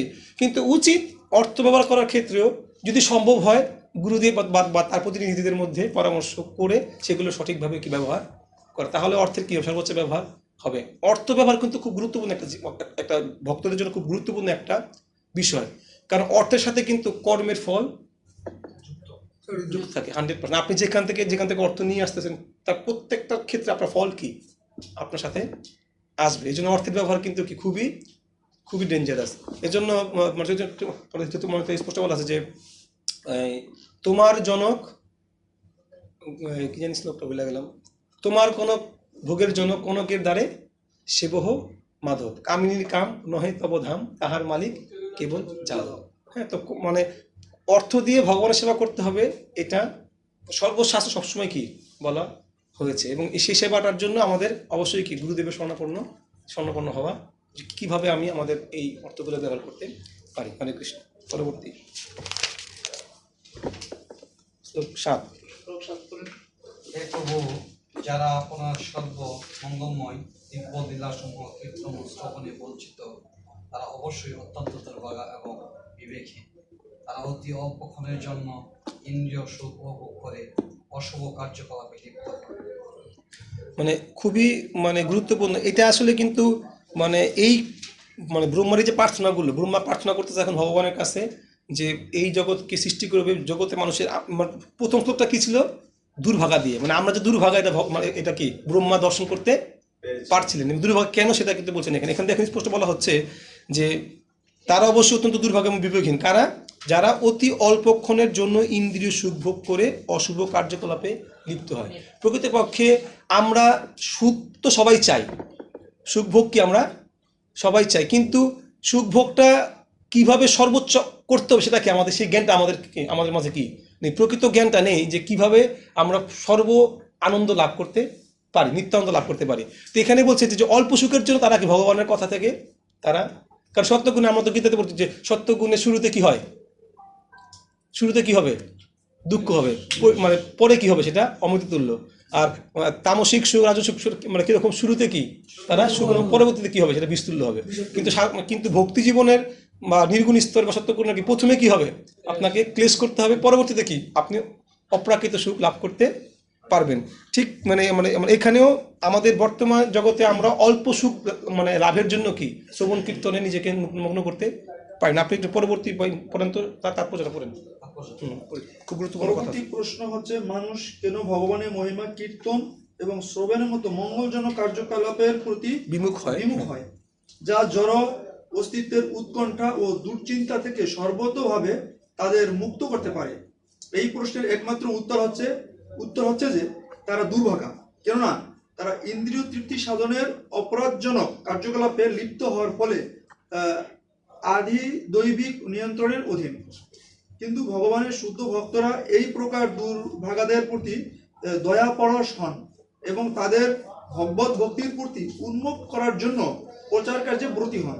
ভগবানের শুদ্ধ ভক্তের কৃপার প্রভাবেই কেবল এই প্রকার দুর্ভাগা মানুষেরা ভগবানের অপ্রকৃত সেবা স্তরে উন্নীত হতে পারে। হ্যাঁ, এইখানেই মানে মানে স্পষ্টভাবে ব্যক্ত করা হচ্ছে যে শেষ লাইনটাতে ভগবানের শুদ্ধ হতে কৃপার প্রভাবে কেবল এই, মানে এখানে কিন্তু তাৎপর্যে প্রভুপাদ সরাসরি তাদেরকে কি বলছেন? দুর্ভাগা, যারা ভগবানের এই শ্রবণ কীর্তনের প্রতি মনোনিবেশ করতে পারে না। একবার এরকম শুনছেন যে যারা শাস্ত্র অধ্যয়ন করে বা যারা শাস্ত্র মানে গীতা ভাগবতম পড়ছে, তাদেরও কিন্তু মানে অ্যাকচুয়ালি আমরা পড়াশোনা করি বা আমরা জাগতিক পড়াশোনা করেছি, পড়াশোনা করার ফল কি? আমাদের মেধা কি হবে? পরিপক্ক হবে, মানে মেধার কি হবে? বিকাশ হবে। তো শাস্ত্র অধ্যয়ন করলে, গীতা ভাগবতমের মতো শাস্ত্র অধ্যয়ন করলে মেধার সর্বোচ্চ পরিপক্কতা লাভ হয়। মেধার কি হয়? সর্বোচ্চভাবে মেধা পরিপক্ক হয়। এবং এটা মানে মানে এই কারণে শুধুমাত্র মানে শাস্ত্র অধ্যয়ন করেও আপনি কিন্তু অনেক কিছু কি জ্ঞান অর্জন করতে পারবেন। আপনার জাগতিক বিদ্যা কিন্তু মানে মহাপ্রভু যদি আমরা তার জীবনে দেখবো যে ব্যাকরণ, নীতিশাস্ত্র এগুলো অনেক রকম মহাপুরা আমলে ওই সময় পাঠ্য ছিল। তার মূল কারণ কি ছিল? ওগুলো পড়ার উদ্দেশ্য কি ছিল? বেদ এগুলো কি করা, পড়তে যেন কি সহায়তা হয়, কারণ ওগুলোর মাধ্যমে কিন্তু কি বুদ্ধি সর্বোচ্চ কি হবে, বিকশিত হবে। আপনি হয়তো ইংলিশ ভাষা শিখে বা মানে সামাজিক বিজ্ঞান পড়ে যা লাভ পাবেন তার থেকে বহু লাভ পাবেন কি এই শাস্ত্র অধ্যয়ন করে। এবং মানে মানে এই জন্য বলা হচ্ছে যে এই যারা এই শ্রবণ কীর্তনের প্রতি আগ্রহ না, তাদের একমাত্র কৃপা করতে পারে কে? শুদ্ধ ভক্তেরা। মানে এখন পরবর্তীতে দেখবেন যে শুদ্ধ ভক্তরা ইচ্ছাকৃতভাবে, মানে তাদের কোনো কাজ নেই, কিন্তু তারা ইচ্ছাকৃতভাবে তারা কৃপা করার জন্যই কি আরেকজনের কাছে কি যান, যেন তারা, যেহেতু তারা দুর্ভাগা, তাদের ভাগ্যটা কি করবেন? তিনি দান করবেন। এই ভাগ্য দান করার জন্যই কি ভক্তদের। এখন এরকমভাবে আমাদের মানে মানে যারা ভাগবতম আমরা ভক্তি বৈব ভক্তিশাস্ত্রী করছি, আমাদেরও কিন্তু কার্যক্ষেত্র একটাই, আমাদের আমাদের আমাদের অবস্থান থেকে বিচার করে আমি কাকে তার ভাগ্য পরিবর্তন করতে সহায়তা করতে পারি। পরবর্তী শ্লোক। হে মহান অভিনেতা, হে প্রভু, এই সমস্ত হতভাগ্য জীবেরা নিরন্তর ক্ষুধা, তৃষ্ণা, প্রচন্ড ঠান্ডা, পিত্ত, কফ উৎপাদক শীত, প্রবল গ্রীষ্ম আদি বৃষ্টি আদি নানাবিধ উপদ্রবের দ্বারা সর্বদা বিচলিত হয় এবং তীব্র যৌন আবেদন ও অনর্গল ক্রোধের দ্বারা নিরন্তর অভিভূত হয়। আমি তাদের প্রতি করুণা অনুভব করি এবং তাদের এই দুর্দশা দেখে আমি অত্যন্ত দুঃখ অনুভব করি। একই কথা বলা আছে, বলে দিচ্ছি, পরবর্তী শ্লোকে চলে যাবেন। এটা মানে তাৎপর্য পড়বেন, একই কথা বলা আছে, এটা বলে দিচ্ছি আমরা। পরবর্তী শ্লোক মাতাজি পড়েন।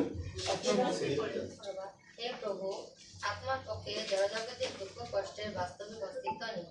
তবুও যতক্ষণ পর্যন্ত বদ্ধ জীব দেহাত্মক বুদ্ধিতে আবদ্ধ থেকে ইন্দ্রিয় সুখ ভোগের চেষ্টায় লিপ্ত থাকে, ততক্ষণ পর্যন্ত সে আপনার বহিরঙ্গ শক্তির প্রভাবে জড়জগতের দুঃখ দুর্দশা থেকে মুক্ত হতে পারে না। পরবর্তী শ্লোক। এই প্রকার অভক্তেরা তাদের ইন্দ্রিয়গুলিকে অত্যন্ত কষ্টদায়ক ও কঠোর পরিশ্রমে নিযুক্ত করে। রাত্রে তারা অনিদ্রা রোগ ভোগ করে, কেননা তাদের বুদ্ধি নিরন্তর নানা প্রকার মনোধর্ম প্রসঙ্গ জল্পনা কল্পনা দ্বারা তাদের নিদ্রা ভঙ্গ করতে থাকে। আদি দৈবিক শক্তির দ্বারা তাদের সমস্ত প্রকার পরিকল্পনা ব্যর্থ হয়। এমনকি মহান ঋষিরাও যদি চিন্ময় বিষয়ের প্রতি বিমুখ হয়, তাহলে তারাও এই সংসারে আবর্তিত হতে থাকে। খুবই গুরুত্বপূর্ণ লাইন, শেষ লাইনটা ভালো করে একটু আবার শুনি। এমনকি মহান ঋষিরাও, এটা কিন্তু মানে অনুবাদে বলা হচ্ছে, মানে শ্লোকে বলা হচ্ছে, মহান ঋষিরাও যদি চিন্ময় বিষয়ের প্রতি বিমুখ হয়, তাহলে তারাও এই সংসারে আবর্তিত হতে থাকে। আমরা কিন্তু এই জগতে মানে অনেক ঋষি কি পতন দেখতে পাই না, মানে পতন তো ছাত্র আমরা দেখেছি, এবং বর্তমানেও কিন্তু আমরা অনেক ঋষি কি দেখতে পাই না, বহু ঋষি কিন্তু এই জগতে আপনার বিভিন্ন সংগঠনে দেখবেন, অনেক ঋষি কি পাবেন। কিন্তু স্পষ্ট বলা, যদি ভগবত সেবা যুক্ত না হলে তাদেরও কি হবে, সংসারে আবদ্ধ হতে মাস্ট বি হবে। এবং একটু মানে শ্লোকটা একটু তাৎপর্যটা শুরু করেন একটু।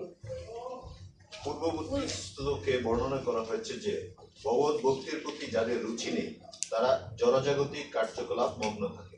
তারা প্রায় সকলেই দিনের বেলায় কঠোর শারীরিক পরিশ্রমে লিপ্ত থাকে। তাদের ইন্দ্রিয় সমূহ বড় বড় কলকারখানায় অত্যন্ত কষ্টদায়ক ভারী কাজে প্রবৃত্ত থাকে।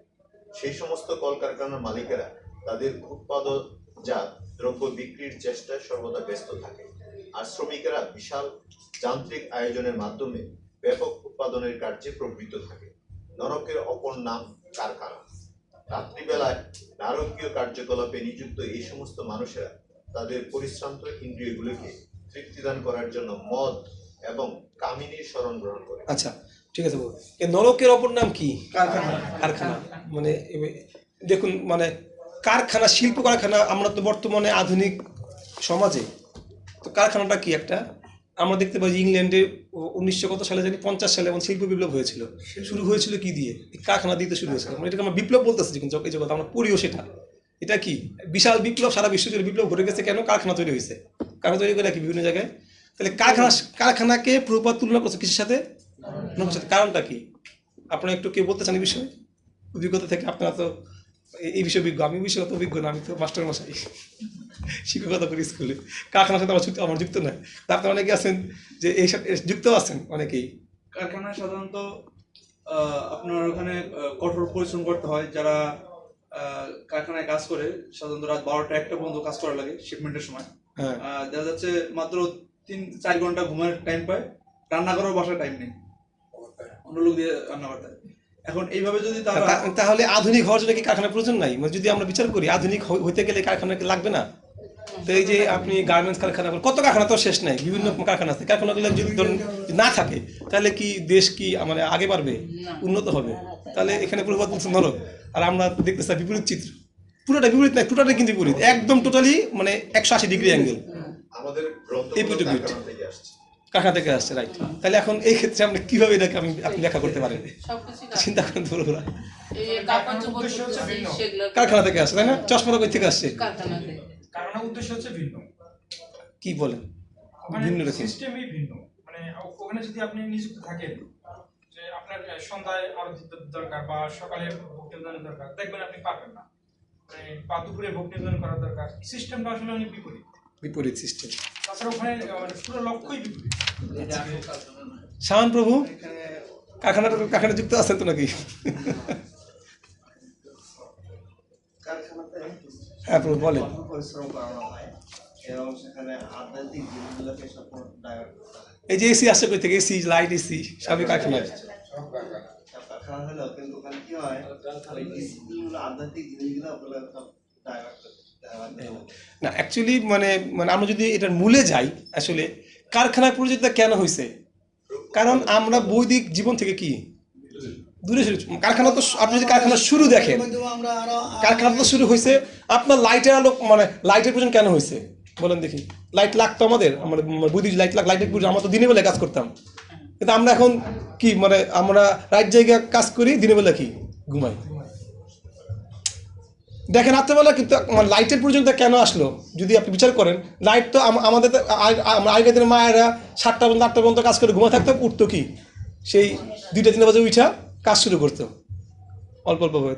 দেখুন জীবনযাত্রা কিন্তু বৈদিক যুগ থেকে যখনই আমরা সরে আসি তখনই কিন্তু আস্তে আস্তে কি এগুলোর চাহিদা কি অ্যাকচুয়ালি কি এসি কি গ্রামে লাগে মুক্ত বাতাস থাকলে? এসি কোন এসি কি ভালো না খারাপ? যত আরাম তত কি ব্যারাম। আমরা বলি না যত আরাম তত কি। দেখবেন কারখানা উৎপত্তি প্রত্যেক জিনিসের ব্যবহার কিন্তু কি এটা আমাদের ইন্দ্রিয়ের তাড়নার ব্যবহার। আমরা ইন্দ্রিয় দ্বারা প্রলুব্ধ হয়ে কি এগুলো ব্যবহার করার জন্য নিজেদেরকে কি শুধু শুধু কি শ্রমে যুক্ত করেছে, আর কিছুই না। দেখবেন যদি আপনি ডিপে যান, যদি শুরুর দিকে যান, বৈদিক জীবন চর্চায় আজকালকে ওই যে গাভী মেরে কি আমরা কারখানা কি করি, গাভীর ছাল ছাড়া সেখান থেকে কত কিছু করতেছি। এটা কি মানে তো পুরোটাই কিন্তু কি বিপরীত চিত্র। অ্যাকচুয়ালি কারখানার অপর নাম হচ্ছে ইন্দ্রিয় তৃপ্তির ফ্যাক্টরি। আমরা আমাদের ইন্দ্রিয়কে তর্পণ করার জন্য, তৃপ্তি করার জন্য আমরা কি করেছি এগুলোকে। আমাদের কিন্তু অ্যাকচুয়ালি প্রয়োজন না, এটা আমাদের কি লোভ। কারখানা পেছে আমাদের কি লোভের বহিঃপ্রকাশ। ফলে মানুষ দিনরাত খাচ্ছে, ফলে এটা কি নরকে কাম ক্রোধ লোভ কি নরকে দাম, তো নরকে পরিণত হয়েছে। কিন্তু আমরা যদি আমাদের মানে চাহিদাকে যদি মানে মানে প্রয়োজন থেকে বাড়তে না দিতাম ঈশাবস্য নীতি অনুযায়ী, তাহলে কারখানার কোনো প্রয়োজনই কি এই জগতে ছিল না। ওই সময়টা আমরা কি করতে ভগবানকে জানার জন্য কি করতে পারতাম, ব্যয় করতে পারতাম। তো মানে এটা আসলে মানে যদি আমরা গভীরভাবে চিন্তা করি দেখব কারখানা ম্যাক্সিমাম বিষয়গুলো তৈরি হয়েছে কিন্তু কি এরকম আমাদের যে নিজস্ব চাহিদা, নিজস্ব মানে কবে জানি দেখলাম একটা রিপোর্ট যে বর্তমানে এরকম মানে বহু জায়গায় আছে যে ওষুধ তৈরি হয় আগে, রোগ আসে পরে। বুঝছেন কথাটা? বুঝেন নাই? ওষুধ তৈরি হয় কি আগে তৈরি হয়ে গেছে, পরে কি ওষুধ বিক্রি করার জন্য রোগ সৃষ্টি করা হয়েছে। এরকম বহু রিপোর্ট কি বর্তমানে আসে। বুঝেন মানে মানুষের চেতনার লেভেল মানে কোন জায়গায় চলে গেছে। বর্তমানে পুরো বিশ্বজুড়ে সব থেকে বেশি দুর্নীতি হয় খাদ্য আর চিকিৎসায়, চরম দুর্নীতি হয় খাদ্যতে আর কি চিকিৎসাতে, পুরো বিশ্বজুড়ে, শুধু বাংলাদেশ না কিন্তু পুরো বিশ্বজুড়েই কি এর একটা মারাত্মকভাবে কি নেটওয়ার্ক।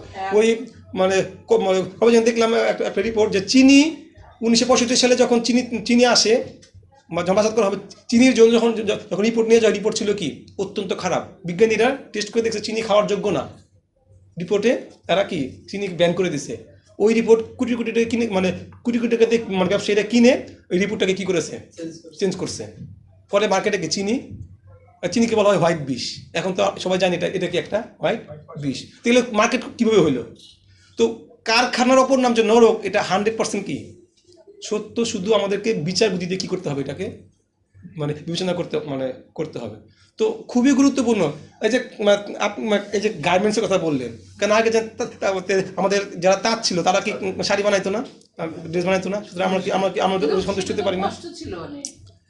কষ্ট সেটা তো কষ্ট তো সবই, কারখানা তো কষ্ট, ওইটাতেও কষ্ট, কিন্তু ওই কষ্টে তার কোনো শারীরিক ক্ষতি হবে না। কিন্তু তার ওই কারখানা কষ্টে সে কি শুধু তার তো শারীরিক মানসিক সব ক্ষতি। ওই কষ্টে তার তো শুধু শ্রম হচ্ছে, কিন্তু শ্রমের ফলে সে কি হবে? যেমন আগে মানুষ কি করতো, ঢেকি দিয়ে চাল ভাঙতো। এতে মায়েরা কি ছিল ওই যে মানে এখন একটা নিউজ দেখলাম কয়েকদিন আগে যে মায়েরা এখন মানে জিমে ব্যায়াম করায়, মানে এরকম মায়েদের। এটা তো মায়েরা গড় মুছে করতে পারে, গড় মুছলে তো এইভাবে মজা। আগে কিন্তু আমার সাথে গোবরটা গড় লেপতো, ওইটা ব্যায়াম হইতে হইতো। তো দেখেন আমরা যতগুলো ছাড়ছে তত কি জিমে যায় কিন্তু একই কাজ করতেছি। আমরা যে 5 বেলা কীর্তন করি, নৃত্য করি, ওটা কি ব্যায়াম না? অথচ আমরা জিমে যা ব্যায়াম করতেছি। তো ভগবান বৌদ্ধ সমস্ত কিছু কি দেখবেন বিচার করে একদম জীবনধারাটা কি অ্যাজ ইট ইজ কি আমাদের মঙ্গলের জন্য। আরতি কোন, কীর্তন কোন, সেবা পূজা কোন, সব কিছু কি এই যে আমরা আরতি করি, হাতটা ঘুরাই, এটা পুরাটা একটা ব্যায়াম। দেখেন হাতে কি সুন্দর ব্যায়াম হয়, স্ট্রং হয়। মানে প্রত্যেকে আপনি যে দাঁড়ায় আছেন ওটাও কিন্তু এক ধরনের কি আরতি করার সময় 15 মিনিট দাঁড়া থাকা লাগে। শঙ্খ বাজান, শঙ্খটা কি ওই যে করোনাকালীন মানে সময় একটা মানে ডাক্তাররা ব্যায়াম দিত, টাকা দিয়ে মানে বহু টাকা দিয়ে কিনে নিয়ে আসতো, ফু করে বাসি দিত, বল যাইতে হবে আটকে রাখতো, আবার ছেড়ে দিত, ওটা সংকট দেওয়া যায়, শ্বাস প্রশ্বাসের ব্যায়াম, স্বাস্থ্যকর। তো যেটা বলার উদ্দেশ্য যে কারখানা এগুলো কি পুরোটাই কি, তো শাস্ত্র গ্রন্থ বৈদিক নিয়ম সমস্ত কিছু কি একদম আপ টু বটম আপনার আমার কি মঙ্গলের জন্য কি ভগবানের, আমরা বলি ভগবানের সেবা যুক্ত, আসলে শাস্ত্রের মধ্যে ভগবান আমাদের সেবা করতেছে প্রতিনিয়ত আমাদেরকে জ্ঞান দান করার মাধ্যমে। তুমি এভাবে চলো, তোমার স্বাস্থ্য কি থাকবে, এমনিতে কি থাকবে, এমনিতে কি থাকবে, সুস্থ থাকবা। কিন্তু দুর্ভাগ্যের বিষয়ে আমরা কি সেগুলো সঠিকভাবে কি, তো এই জন্য যে কোনো কাজ সঠিকভাবে না মানলে সঠিক ফলও কি আমরা ওই যে মানে আমাদের প্রতিদিন 16 মালা জপ করার কথা, সকালবেলা ঘুম থেকে উঠা একদম স্ট্রিক্টলি বৈশা, দেখবেন এতে আপনার শরীর মন, শুধু মন না, মন তো আধ্যাত্মিক চর্চা তো আছেই, আপনার শরীরও কি থাকবে। তো যে কোনো জিনিস আমরা সঠিকভাবে অত গ্রহণ করি, কিছু কি করি না, পূর্ণরূপে করি না, তাই পূর্ণ ফলটাও কি আমরা হাতে নাতে পাই না। এই জন্যই প্রবাদ এখানে বলছে যে নরগ্রাপর নামটা কি টোটালি কি কারখানা। হ্যাঁ হ্যাঁ বিদেশি আপনার র মেটেরিয়াল গুলো দেয়, হ্যাঁ ফ্রেশগুলা আবার ওরা কিন্তু বাছাই করে ভালোটা নিয়ে যায় আর নষ্টগুলো সব দেশে। এটা তৃতীয় বিশ্বের জন্য তো সেটা আলাদা হিসাব আছেই, সেটা আছে আরো যখন এটা তো আমরা আসলে এই যে কেমিক্যাল সবই তো ক্ষতিকর না, কোনটা ভালো ঠিক আছে। প্রভু যে শাস্ত্রে বলছে যে এক খণ্ড জমি আর একটা গাভী, ব্যাস মানে বৈদিক এখন আমাদের প্রয়োজন হয়ে গেছে অনেক বেশি, এইজন্য কারখানা আনতে হচ্ছে। সেটা বলে যে আমাদের লোভের ফলই কি কারখানা। প্রভুপাদ যে মানে এই যে এই সমস্ত অনুবাদ করছেন সেগুলো তো উনি অনেক কষ্ট করে করছেন, টাইপ করে তারপরে বসে টাইপ করে, আর এখন কত আধুনিক করে তাহলে না। আচ্ছা মাতাজি সুন্দর কথা বলছে যে এখন টাইপ, কিন্তু দেখুন এটার চাহিদা তৈরি হয়েছে কেন, ওই যে কারখানা বাড়ছে বলে তো তৈরি হয়েছে, এটা চাহিদা লাগতো না যদি কারখানা না, মানুষ তো এখন ওই দিকে ছুটছে। এখন পূর্বত তো মানে প্লেন দিয়ে গেছে, গাড়ি দিয়ে গেছে, কেন এই যুগে মানুষ ছুটতেছে। পূর্বত কি পূর্বত তো সবকিছুকে নির্বন্ধক কৃষ্ণ সঙ্গে ব্যবহার করছে, যুক্ত বৈরকম হিসেবে ব্যবহার করেছে, কিন্তু থিমটা কথা যেমন আগেকার দিনে মানে নমির সামনে বসে সুখদেব বসে পাঠ দেয় নাই, সেখানে কতজন ছিল 60,000। তখন কি ভাগবত বই লাগছে, তখন তো ঋষিরা বসেই কি পাঠ শ্রবণ করেছে। 20,000 মানে ঋষিকে পাঠ শুনেছে ওই সুত গোস্বামী, তখন ছিল 20,000 মানে মুনি ঋষি। তো আমাদের তো আর সেরকম সময় নেই, আমরা গঙ্গার তীরে বসে যাই দিনের পর দিন আমরা, তারা তো কখন পাঠ দিচ্ছে যখন হাত মানে অনেক দিন যাবৎ কত হাজার বছর ধরে জানি মুনি ঋষিরা যজ্ঞ করছিল, যজ্ঞ করে তারা কি জীবনের প্রকৃত শান্তি লাভ করতে পরে কি সুখদেব গোস্বামী যায় তাদের কি করলেন, সেখানে যায় জীবনের পরবর্তী ভাগবত আলোচনা করলেন। তো তাদের উদ্দেশ্য আমাদের উদ্দেশ্য তো জগতের মঙ্গল, আমাদের উদ্দেশ্য নিজেদের মঙ্গল শুধুমাত্র। ওই ঋষিরা তো পরিবেশ পরিস্থিতি অনুযায়ী কি পূর্বত এটা করেছেন। তো যেহেতু চাহিদা তৈরি হয়েছে, যেমন এখন আমরা বিল্ডিংয়ে থাকি, এমনভাবে থাকি চারদিকে আবদ্ধ, যেমন আপনি এই ভিতরে সব কিছু পুরো কোনো জানলা নাই চারদিকে, তো ওইখানে তো আপনি এসি লাগবেই, কারণ ওইখানে আপনি গরমে থাকতে, কারণ ওসি না দিলে আপনার কি তখন ওইটা তো আপনি আবদ্ধ জায়গায় আছেন কেন, আপনি খোলামেলা জায়গায় আমরা ব্যবস্থা করতে পারি নাই, এটা আমাদের ব্যর্থতা ছিল কোনো কারণে, মানে পুরো সিচুয়েশনটাই তৈরি হয়েছে এইভাবে।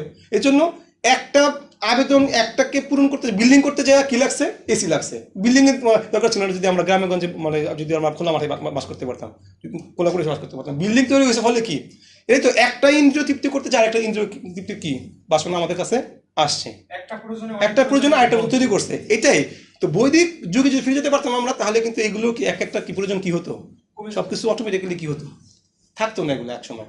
কিন্তু প্রভু যে মনি ঋষিরা বা যারা বৃন্দাবনে বা বড় সাধুরা, তারা এই যে ইন্দ্রিয় তৃপ্তির বিষয়গুলোকে বর্জন করেছে। আপনি আরো দেখেন, আরো মজার বিষয় দেখেন, আগেকার মানুষ খাইতো ঘরে আর হাঁকতো যায় কোথায়, এখন খায় বাইরে, হাগে ঘরে আসে।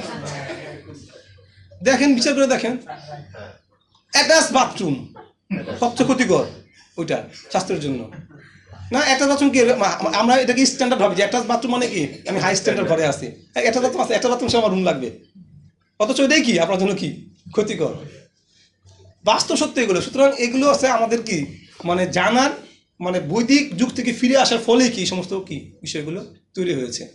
ওই যে মানে আপনাকে রিপোর্ট দেখলাম যে দীর্ঘদিন ধরে মানে 30 বছর ধরে কি পায়ে মানে পা দিয়ে হাঁটতে পারে না, কোনো কারণে তার পায়ে সমস্যা, প্যারালাইসিস, পা হাঁটতে পারে না, ট্রিটমেন্ট করতে মানে 30 বছর ধরে কোনো কারণে সে ভারতে কোনো জায়গায় ট্রিটমেন্ট করতে আসছে, তাকে নাকি 1 মাস খালি পায়ে দুবার মধ্যে হাঁটাইছে নিয়ে পরে সে 1 মাস পরে কি হাঁটতে, কারণ মাটির সাথে শরীরে কি আছে কানেকশন আছে, দেখবে সেখান থেকে কি হবে আমরা সেখানে মানে ওই মাটিতে ইলেকট্রোলাইট পদার্থগুলো তার যখন শরীরে গেছে শক্তি বা শরীরে হাঁটতে পারছে।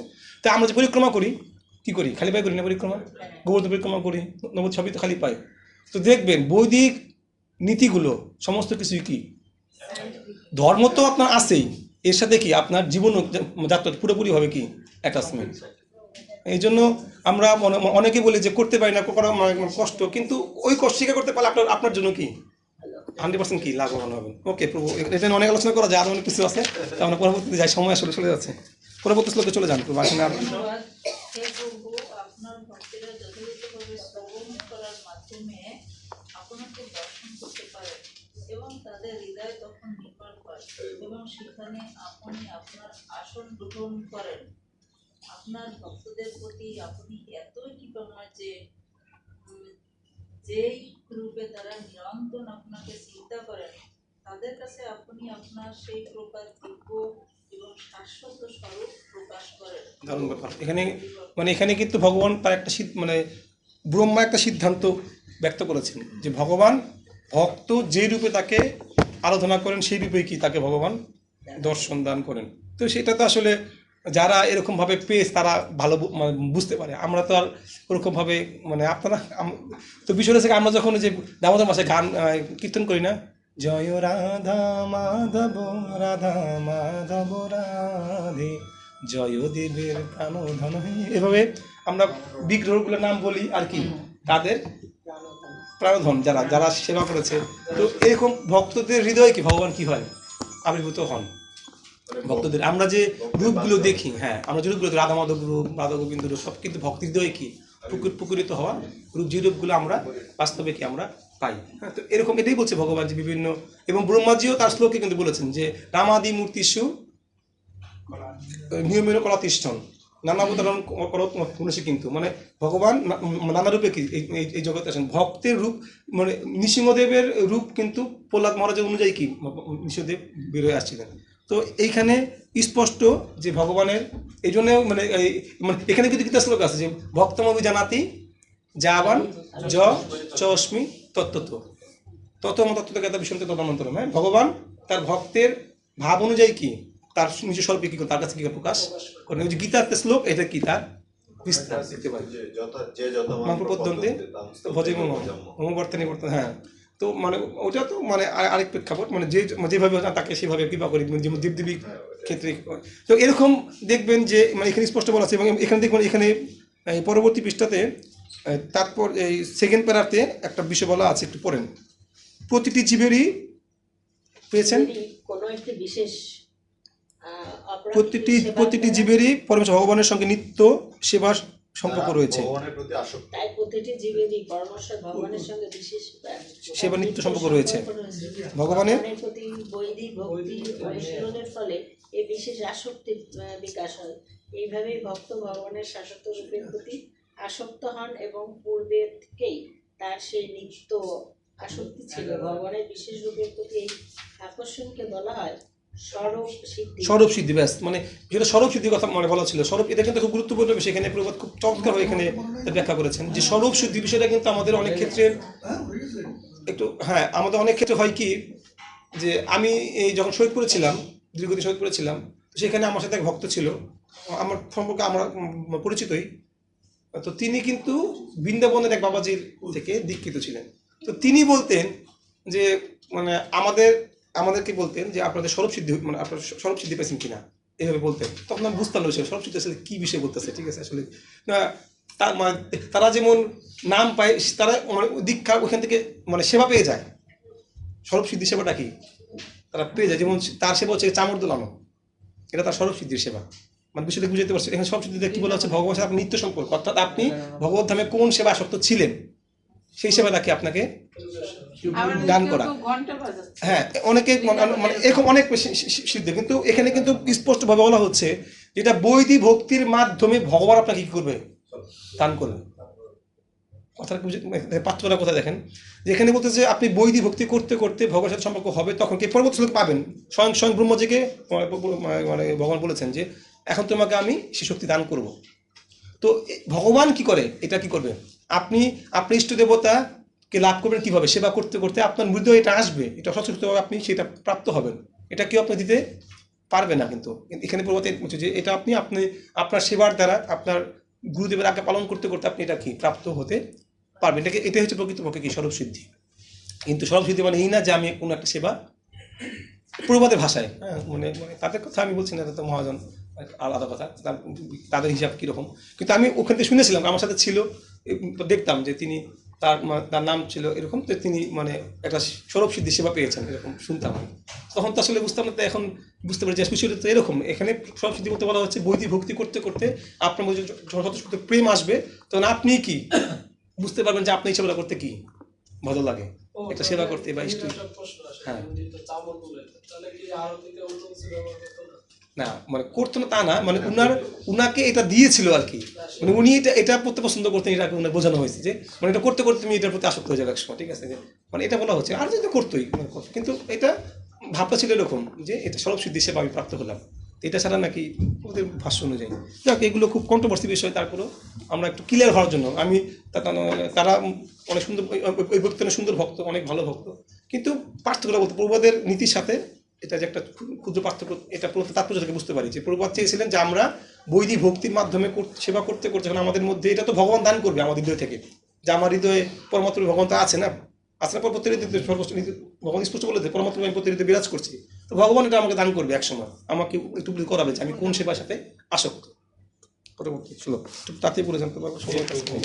মহা আড়ম্বরে বিবিধ উপাচার সহকারে আপনার পূজা করলেও যারা নানা প্রকার জড় কামনা বাসনায় পূর্ণ, সেই সমস্ত দেবতাদের পূজায় আপনি ততটা প্রসন্ন হন না। আপনার অহেতুকী কৃপা প্রদর্শন করার জন্য আপনি সকলের হৃদয়ে পরমাত্মারূপে বিরাজ করেন এবং আপনি সকলের নিত্য শুভাকাঙ্ক্ষী, কিন্তু অভক্তদের কাছে আপনি অলভ। তো এই তাৎপর্যটা পুরোটা পড়বেন বাসায়, তাৎপর্যটা খুব গুরুত্বপূর্ণ, এটা আমি পড়েছি, অনেক গুরুত্বপূর্ণ কথা আছে, আপনারা পুরো পড়বেন। এইখান থেকে আমি আগামী ক্লাসে আপনাদেরকে একটু দেখব, এই শ্লোকটা থেকে আমি কয়েকটা প্রশ্ন করবো, কারণ শ্লোকটাতে তাৎপর্যের অনেক গুরুত্বপূর্ণ বিষয় ব্যক্ত করেছেন। পরবর্তী শ্লোকে চলে যান,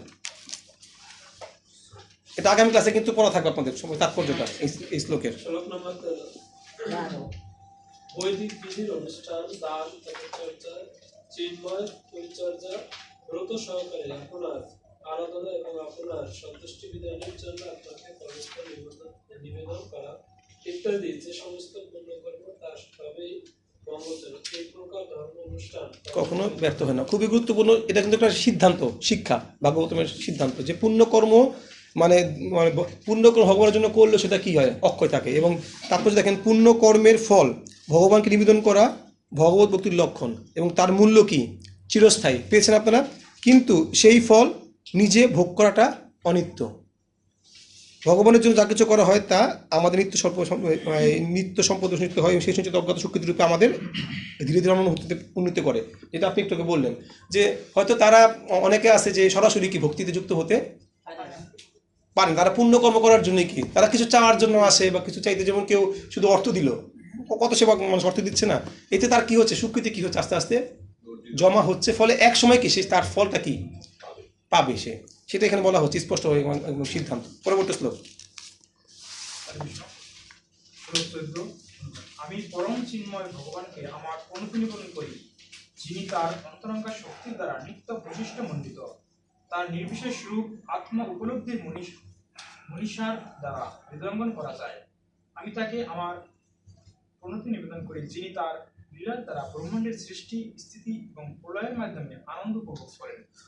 এই শ্লোকে মানে স্পষ্ট বলা হচ্ছে যে ভগবান যেমন অন্তরঙ্গা শক্তিতে রাসলীলা যুক্ত আছেন চিন্ময় ধামে, ঠিক বহিরঙ্গা শক্তির দ্বারাও তিনি এই জগতে কি করছেন, রাসলীলার সাথে যুক্ত।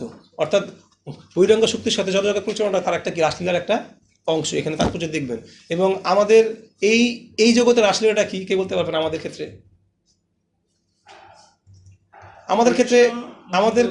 ক্ষেত্রে রাসলীলার যদি আমরা বিচার করি, দেখবেন ভাগবতমে কোনো একটা বই আছে, কোন বইতে আমার ঠিক খেয়াল নেই, কোন স্কন্ধে একটা ছবি আছে এরকম, উপরে রাসলীলার চিত্র ভগবানের, নিচে হচ্ছে কি মহাপুরুষ সাথে কি সংকীর্তনত দল আছে না, কোন গ্রন্থ জানি আছে, উপরে একই পৃষ্ঠার উপরের অংশ রাসলীলার চিত্র আছে, আর নিচের অংশ আছে কি মহাপ্রভুর সাথে আন্দোলনত, হ্যাঁ একটা বইতে জানি আছে। তার মানে একে তুলনা করা হচ্ছে এই জগতে মহাপুরুষ সংকীর্তন আন্দোলনটাই কি মানে হরে কৃষ্ণ মহামন্ত্র কীর্তন করার অর্থ হচ্ছে কি আমরা নাম রূপে কে থাকে? ভগবান। নাম রূপে কলিকালে কৃষ্ণ অবতার, নাম রূপে ভগবান থাকে। তার সাথে যখন আমরা থাকবো নিত্য কীর্তনের উপর, তখন আমরা কি হবো? রাসলীলার অংশে যুক্ত হতে পারবো। হরে কৃষ্ণ। এর জন্য সংকীর্তনের উপর কিছু আর নাই। পরবর্তী শ্লোক। আমি পরমেশ্বর ভগবানের স্মরণ গ্রহণ করি, যার অবতার গুণাবলী এবং কার্যকলাপ লৌকিক ব্যবহারকে রহস্যময় অনুকরণ।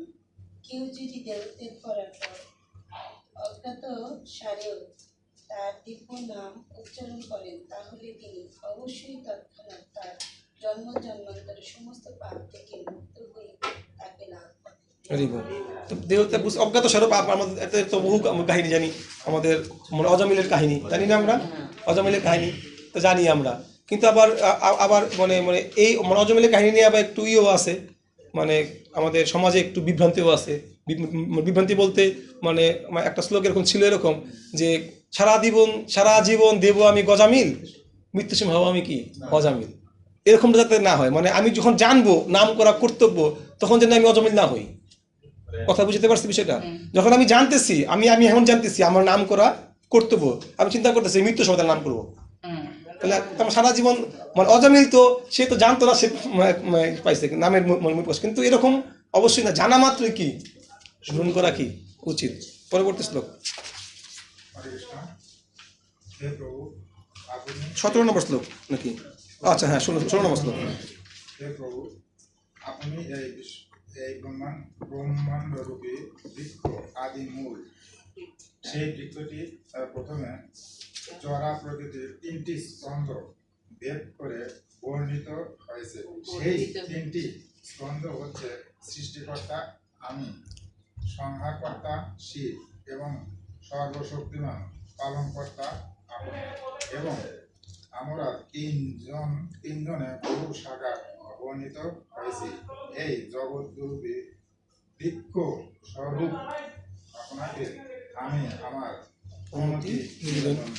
তো এই মানে ভগবানকে বলাচ্ছে বৃক্ষের মূল, কারণ আমরা জগৎকে গীতাতে স্পষ্ট বলা আছে কোনটা? অসত বৃক্ষ। আপনার পড়ছেন না? কত অধ্যায় জানি? 15 অধ্যায়। অসত বৃক্ষ রহস্যময়, উল্টানো অসত বৃক্ষ। হ্যাঁ, তার বৃক্ষ মানে তার মূল উপর দিকে, কাণ্ড শাখা পোশাক নিচের দিকে, তো স্পষ্ট বলা হচ্ছে। এখন দেখুন এখান থেকে একটা তথ্য দেখেন, খুব চমৎকার বিষয়।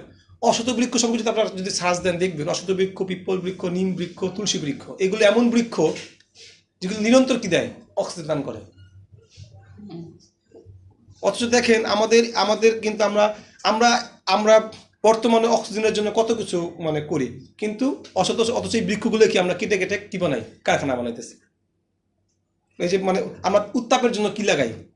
তাপ এসি লাগাই, অথচ আবার গাছ কাইটে আমরা মানে ওই মানে এসি কারখানা করতেছি। তো হিসাবটা কিন্তু পুরোটা কি উল্টাই।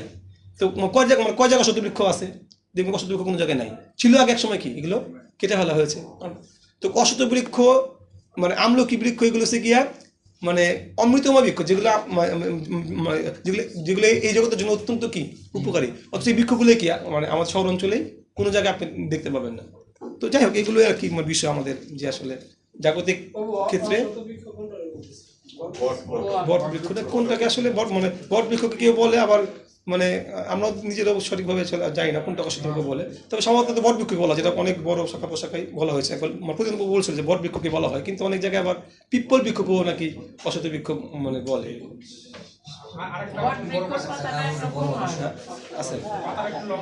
লম্বা।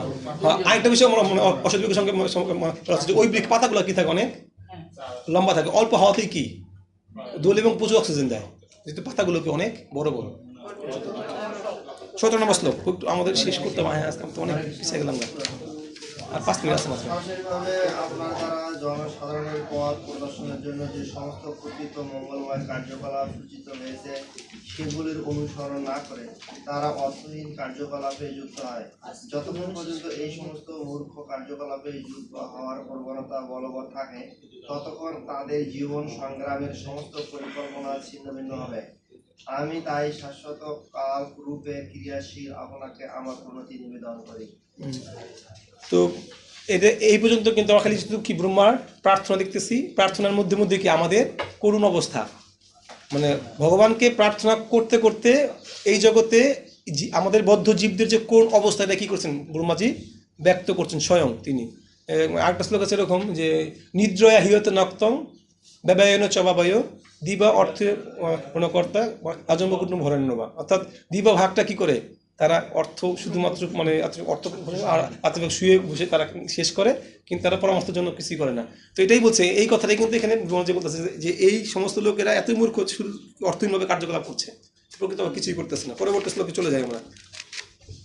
হে প্রভু, অবিশ্রান্ত কাল এবং সমস্ত যজ্ঞের ভোক্তা আপনাকে আমি আমার সশ্রদ্ধ প্রণতি নিবেদন করি। যদিও আমি এমন স্থানে অধিষ্ঠিত যা দুই প্রার্থকাল পর্যন্ত বিদ্যমান থাকে, যদিও আমি ব্রহ্মাণ্ডের অন্য সমস্ত লোকের অধিপতি, এবং যদিও আমি আত্ম উপলব্ধির জন্য বহু বহু বছর ধরে তপস্যা করেছি, তবু আমি আপনাকে আমার শ্রদ্ধা নিবেদন করি। পরবর্তী শ্লোক। হে প্রভু, আপনার নিজের ইচ্ছায় অপ্রাকৃত লীলাবিলাসের জন্য আপনি তির্যক, মনুষ্য, দেবতা আদি বিভিন্ন জনিতে আবির্ভূত হন। আপনি কখনো জড় পরিচিতায় প্রভাবিত হন না। ধর্ম সংস্থাপনের দায়িত্ব সম্পাদনের জন্য আপনি আবির্ভূত হন। তাই হে পরমেশ্বর ভগবান, এইভাবে বিভিন্ন রূপে প্রকাশিত হওয়ার জন্য আমি আপনাকে আমার প্রণতি নিবেদন করি। আচ্ছা, আমরা কি 5-10 মিনিট বেশি করতে পারি আজকে? 5-10 মিনিট, কারণ আমাদের শুরু হয়েছে দেরিতে। যদি আমরা 5-10 মিনিট করতে পারি, ঠিক আছে, কারণ আমাদের ঢুকতে পড়ে। তো আচ্ছা, এই মানে এইখানে বলা হচ্ছে যে ভগবানের শরীর কখনো জড়বস্তু মুক্ত যুক্ত হন না। এবং পরবর্তী মানে অধ্যায় চ্যাপ্টার দেখেন, পরবর্তী পৃষ্ঠায় তাৎপর্যে বরাহ বা মিন রূপে তার অবতরণের একই তত্ত্ব প্রযোজ্য। মানে এটা আমরা শুনেছি, কিন্তু তাত্ত্বিক ব্যাখ্যাটা আসলে আমাদের বোঝা দরকার। এই যে মূল ফিলোসফিটা, বরাহ রূপ নেওয়ার পরে ভগবান কিন্তু কি তার চিন্ময়ত্ব কি থাকেন, বোঝায় থাকেন। আমরা এই ঋষভদেব ভগবানের যখন কাহিনী পড়বো, দেব ঋষভদেব ভগবান যখন এই মানে অজগর বৃত্তি অবলম্বন করেছিলেন বলা হয়, মানে অজগর বৃত্তি যখন অবলম্বন, তখন তিনি কিন্তু মানে শুয়ে শুয়েই কি মলমূত্র কি করতেন, ত্যাগ করতেন, এবং সেইখান থেকেও কি বেরোতো, সুবাস বেরোতো, সুগন্ধি বেরোতো। হ্যাঁ, তো প্রথম যখন এগুলো মানে ভাগবত পড়ি, তখন আমাদের কাছে মানে শুরুর দিকে কিন্তু একটু মানে অযৌক্তিক মনে হচ্ছে, কেমন বিষয় এটা, মানে মলমূত্র থেকে আবার সুগন্ধ কীভাবে বের হয়। পরে যদি যখন ডিপলি ভাববেন, প্রত্যেক প্রাণীর মল অপবিত্র, কিন্তু গোবরও তো মল, মানে মানে মানে এটাও তো মানে মল হিসেবেই তো মানে, কিন্তু গোবর কিন্তু কি, ওই গোবর দিয়ে আমরা কি করি, ঘর লিপি। গোচনা কি, অতি পবিত্র, যেটা আমরা ভগবানের অর্চন করতে কি ব্যবহার করি, যোগ্য। একই প্রাণীর মানে বহু প্রাণী আছে, আবার সংখ্যের নারীগুলির মধ্যে কি থাকে, মুক্ত থাকে না, সংখ্যের নারীগুলির মধ্যে কি থাকে, আমরা মুক্তা পাই, যে মুক্তা আমরা গলায় কি আবার নিজেও পড়ি, ভগবানকে মানে ভগবানকে দিয়ে আমরাও কি ব্যবহার করি। সুতরাং এটা কিন্তু মানে সম্ভব, ভগবান যেই রূপেই আসুক না কেন তার মধ্যে কি। দেখুন, বরাহ রূপ কিন্তু মানে আমাদের যে বরাহ রূপের জগতের কথা বলা হয়, মানে গুরু মহারাজ একবার মানে সম্ভবত গুরু মহারাজ লেকচার শুনছিলাম মহাবরাহ প্রভু আসেন গুরু মহারাজ, উনার মানে কোথাও কোনো একটা শুনছিলাম যে বরাহ রূপের যে যখন আবির্ভাব হতে হচ্ছে, বা আমরা যখন আমরা প্রার্থনা করব, যদি হৃদয়ে ময়লা অনেক গভীরে থাকে, যে ময়লাগুলো কি সহজে খুঁজে পাওয়া যায় না, দেখা যায় না, সূক্ষ্মভাবে কি ময়লাগুলো বিদ্যমান, সেই সমস্ত ক্ষেত্রে কি বরাহদেবের কৃপা প্রার্থনা করা, যেন তিনি সূক্ষ্মভাবে কি সেই আমাদের হৃদয় থেকে সেই সূক্ষ্ম নাম যশ প্রতিষ্ঠা রূপ যে শুকুরের 20টা রূপ মল হৃদয় থেকে কি করে, উনি আমাদেরকে বের করে। তো এরকম, তো এই জন্য ওই রূপগুলোও কি আমাদের চিন্ময়, এই তত্ত্ব অনুযায়ী। 20 নম্বর শ্লোক। ব্রহ্মার 20 নম্বর শ্লোক। হে প্রভু, প্রবল তরঙ্গমালায় পড়ুন। হে প্রভু, প্রবল তরঙ্গমালায় উদ্বেলিত প্রলয় বাড়িতে আপনি নিদ্রা সুখ উপভোগ করেন। শেষ শয্যায় শয়ন করে আপনি বুদ্ধিমান ব্যক্তিদের আপনার নিদ্রার আনন্দ প্রদর্শন করেন। সেই সময় সমগ্র ব্রহ্মাণ্ড আপনার উদরে অবস্থান করে। পরবর্তীতে হে আমার পূজনীয়, আপনার কৃপার ব্রহ্মাণ্ড সৃষ্টি করার জন্য আমি আপনার নাভির ব্রহ্মস্বরূপ গৃহ থেকে উৎপন্ন হয়েছি। আপনি যখন নিদ্রা সুখ উপভোগ করছিলেন, তখন ব্রহ্মাণ্ডের সমস্ত গ্রহগুলি আপনার চিন্ময় উদরে অবস্থিত ছিল। এখন নিদ্রা অবসানে অবসানে প্রভাতের প্রস্ফুটিত পদ্মের মতো পদ্মের মতো মতো আপনার নেত্র উন্মিলিত হয়েছে। ওকে, পরবর্তী পৃষ্ঠা চলে যান, তাৎপর্যে সেকেন্ড প্যারা থেকে পড়ুন একটু। নির্বিশেষবাদীরা সর্বদা বিপরীতভাবে চিন্তা করে। তারা মনে করে যে জড়ের যেহেতু 5 মিনিট আকার রয়েছে তাই চিন্ময় তত্ত্ব নিশ্চয় নিরাকার, জড় যেহেতু ক্লাস চলে আসছে ছাত্ররা। তাই চিন্ময় তত্ত্ব নিদ্রা যেতে পারে না। এবং অর্চন বিধিতে যেহেতু স্বীকার করা হয় জীবিগ্রহ নিদ্রা যান, তাই অর্চনা হচ্ছে মায়া। এই সমস্ত চিন্তায় মূলত জড়। দাগ দিয়ে রাখেন, এগুলো সিদ্ধান্ত আমাদের, হ্যাঁ, পূর্বতে আমাদেরকে শিখাচ্ছে এগুলো, একটু কৃপা করে এগুলো মনে রাখবেন। না না, যে প্যারাটা পড়ুন, একটু পড়ুন। ইতিবাচক এবং নেতিবাচক উভয় প্রকার চিন্তাই জড়চিন্তা। বেদের উন্নততর উৎস থেকে জ্ঞান সংগ্রহণই হচ্ছে মূলত মানদণ্ড। শ্রীমদ্ ভাগবতের এই শ্লোকগুলিতে আমরা দেখতে পাই যে অর্চনা বিধির অনুমোদন করা হয়েছে। সৃষ্টিকার্য শুরু করার পূর্বে ব্রহ্মা দেখেছিলেন যে ভগবান প্রলয় বাড়িতে অনন্ত শয্যা সহকারে আছেন, তাই ভগবানের অন্তরঙ্গার শক্তিতেও নিদ্রা রয়েছে। ব্রহ্মা ও তার পরম্পরা শুদ্ধভক্তেরা সেই কথা অস্বীকার করেন না। এখানে স্পষ্টভাবে বলা হয়েছে যে ভগবান জলের উত্তাল তরঙ্গ সুখে নিদ্রা যাচ্ছিলেন। ব্যাস ঠিক আছে, সুখে নিদ্রা যাওয়ার মতো, মানে ভোগাবতীতে গাই না সুখে নিদ্রা যায় ভগবান। তো আসলে মানে বলা হচ্ছে যে মানে নিদ্রা আমরা ভগবানীদেরকে মানে কোন নিদ্রা বলি? যোগ নিদ্রা বলি, বুঝলি না? যোগ নিদ্রা কিন্তু শুধু ভগবান না, যোগীরাও কিন্তু যোগ নিদ্রার চেষ্টা করে। যোগ নিদ্রা আসলে কি? নিদ্রার মাধ্যমেও কি মানে মানে সাধারণত আমাদের ক্ষেত্রে বলি, ভগবানের যোগনিদ্রা ভগবানের জানবে, আমরা তো জানা সম্ভব না। তো আমাদের ক্ষেত্রে যোগনিদ্রা আমরা দেখবেন যে ওই সদ্গুরুকে, সদ্গুরুর নাম শুনছেন? সদ্গুরুর নাম শুনছেন? শুনছেন না সদ্গুরুর নাম? খুব ফেমাস ব্যক্তি সে। তো সে বিরোধী বলছে সে নাকি প্রতিদিন 3 ঘন্টা ঘুমে মাত্র। 3 ঘন্টা সারাদিন কি দূরায় যাই হোক, খাওয়া দাওয়া তো একবার হোক দেবে, কিন্তু ঘুমায় সে কয় ঘন্টা? তো প্রকৃতপক্ষে 3 ঘন্টা মানে একটা সাধারণ জীবের পক্ষে ঘুম লাগবে কতক্ষণ? কমপক্ষে। তাহলে আমাদের ঘুমের সাথে ওই ঘুমের পার্থক্যটা কোথায় আসলে? এটা কিন্তু 2 ঘন্টা ঘুমাইতো, সে তো বলছে পুরো 2 ঘন্টা ঘুমাইতো, মানে বর্তমান মানে বিষয়টা ব্যাখ্যা করতেছে আর কি। তো পার্থক্যটা আসলে কি? প্রভুপাদে তো চিন্ময় শক্তি ছিল, কারণ প্রভুপাদ ভগবানের শক্তি, মানে ভগবানের কৃপা হলে 2 ঘন্টাকে সারাদিন না ঘুমাও সেটা আলাদা হিসাব। কিন্তু জাগতিক ক্ষেত্রে আসলে মানে মানে নিদ্রার যে বিষয়, আমরা নিদ্রা দেই কেন? নিদ্রার উদ্দেশ্য কি? শরীরে কি রাখা? মানে আমরা সারাদিন কাজ করতে করতে অক্সিজেনের মাত্রা শরীরে কমেছে, ঘুমের মাধ্যমে কি দেন? ঘুম আমার জন্য ঘুমানো শুধু কি সে ভালো মতো কি শ্বাস নেয়। তো যোগীদের সাথে পার্থক্য করতে হইতে মানে যোগীরা সারাদিনে কি করে? খালি শ্বাসই নেয়, মানে অক্সিজেন ঠিক রাখে সারাদিন শরীরে, অক্সিজেন ব্যালেন্স কি করে ঠিক রাখে। তো ঘুমের মধ্যেও কিন্তু কি আপনি হয়তো আপনি ঘুমে যে শ্বাস নিচ্ছেন, একজন যোগী তার থেকেও কি বেশি শ্বাস নিচ্ছে জেগে জেগে। কথা বুঝতে পারছি? আপনি ঘুমায় যে শ্বাস নিচ্ছেন, যে দীর্ঘ শ্বাস নিতে পারতেছেন, একজন যোগী কি না ঘুমায় জেগে থেকে কি এর থেকে বেশি কি করতেছে? শ্বাস নিতেছে, তাই না? ওই যে আমরা কৃষ্ণলীলাতে দেখতে পাই অর্জুন যখন ঘুমিয়েছিলেন, ঘুমের মধ্যেও কি তার প্রতি লোমকূপ দিয়ে কি নারদ মুনি, যে একটা লীলা আছে, নারদ মুনি আসে দেখে যে অর্জুনের পুরো শরীর থেকে কি করছে? ভগবান দিব্য নাম বেরোচ্ছে। তো ঘুমের মধ্যেও কি করা যায়? সেবা করা সম্ভব, যদি আমরা ঘুমের প্রকৃত কি রস বুঝতে পারি। তো এটা আসলে মানে এই জন্য দেখবেন যে আমরা যে শয়ন একাদশী করলাম, কি করলাম কয়েকদিন আগে? কি একাদশী ছিল? ভগবান ওই দিন কি, তারপর পার্শ্ব পরিবর্তন একাদশী, পার্শ্ব পরিবর্তন, তারপর আবার কি মানে কি আসবে? উত্থান একাদশী আসবে, মানে ভগবান উঠবে। তো যোগনিদ্রা আসলে মানে যোগনিদ্রার মধ্যেও কি যে ভগবান যখন শ্বাস নেয়, মানে শ্বাসের মধ্যে কি পুরো ব্রহ্মাণ্ড কি হচ্ছে? প্রবেশ করতেছে, আবার একসাথে কি বেরোচ্ছে। তো এটাও কি মানে এটাকে নিতে সাথে তুলনা করা হচ্ছে অন্তরঙ্গ শক্তিতে ভগবানের নিদ্রা। তো মায়াবাদীরা কি এগুলোকে কি করতে পারে? স্বীকার করতে পারে না। তারা এই বিষয়টাকে এটাই বলতেছে এখানে যে এটাও আমাদের একটা শিখেছে। অর্চন বিধিতেও কি আছে? নিদ্রা আছে না? আমরা ভগবানকে ঘুম পাই না, মানে প্রতিদিন রাত্রেবেলা শয়ন দিই ভগবানকে, এই আর কি মজার বিষয় না। পরবর্তী ইসলাম পরমেশ্বর ভগবান আমার প্রসন্ন, তিনি এই জগতের সমস্ত জীবের একমাত্র এবং সকলের জন্য তার সর্বৈশ্বর্যের দ্বারা তিনি সকলকে পালন করেন।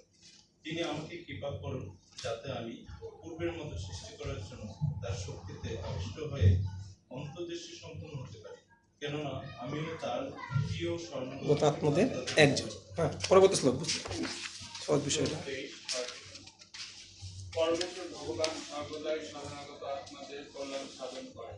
তার কার্যকলাপ সর্বদাই তার অন্তরঙ্গা শক্তি রমা দেবী বা লক্ষ্মী দেবীর দ্বারা সম্পন্ন হয়। আমি প্রার্থনা করি জড়জগতের সৃষ্টিকার্যের মাধ্যমে আমি যেন কেবল তাঁর সেবায় যুক্ত হতে পারি। আমি প্রার্থনা করি যে আমার এই কার্যকলাপের দ্বারা আমি যেন জড় প্রকৃতি কর্তৃক প্রভাবিত হয়ে না করি। পরবর্তী তারপরে নিজেকে স্রষ্টা বলে মনে করার অহংকারকে আমি ত্যাগ করতে চাই। পরবর্তী শ্লোক শেষ শ্লোক হবে, এটা একটু পড়ুন, এই শ্লোকটা পরে শেষ করে দেবো। উপরে ফেলো, আপনি বলে ফেলুন, শেষ আপনি। পরমেশ্বর ভগবানের শক্তি অনন্ত। তিনি যখন প্রলয় বাড়িতে শয়ন করেছিলেন তখন তার নাভি সরোবর থেকে যে পদ্ম বিকশিত হয়েছিল তাতে ব্রহ্মাণ্ডের সামগ্রিক শক্তিরূপে আমি জন্মগ্রহণ করেছি। আমি এখন জগৎ রূপে প্রকাশিত তার বৈচিত্র্যপূর্ণ শক্তিসমূহের প্রকাশে নিযুক্ত আছি। তাই আমি প্রার্থনা করি যে আমার জড়জাগতিক কার্য সম্পাদন করার সময় আমি যেন বৈদিক মন্ত্র উচ্চারণের মার্গ থেকে ভেরি গুড। মানে এটাই শেষ করবো। এখানে কিন্তু মানে ব্রহ্মাজি প্রার্থনা করতেছেন যে তিনি তো ব্রহ্মাণ্ডের পরিচালক, ব্রহ্মা, তাই না, সর্বোচ্চ, এর থেকে বেশি বড় পত্র আমাদের জগতে নাই। তো তিনি বলতেছেন তিনি তার কার্য করার সময় যেন বৈদিক মন্ত্র উচ্চারণের থেকে বিচ্যুত না হন। কথাটা কি বুঝাতে পারছেন বিষয়টা? তাহলে ভগবানকে স্মরণ করা প্রতিটা মুহূর্তে কতটা গুরুত্বপূর্ণ বিষয়, যদি আমরা আমাদের যে কোনো কার্যে পূর্ণ সফলতা লাভ করতে চাই। এবং মানে এখানে মহাপ্রভু যে কি শয়নে কি জাগরণে কি বা জাগরণে অহর নিশ্চিন্ত কৃষ্ণ বলবোধন। আরেকটা শ্লোক আছে বেদে, কি জানি, এই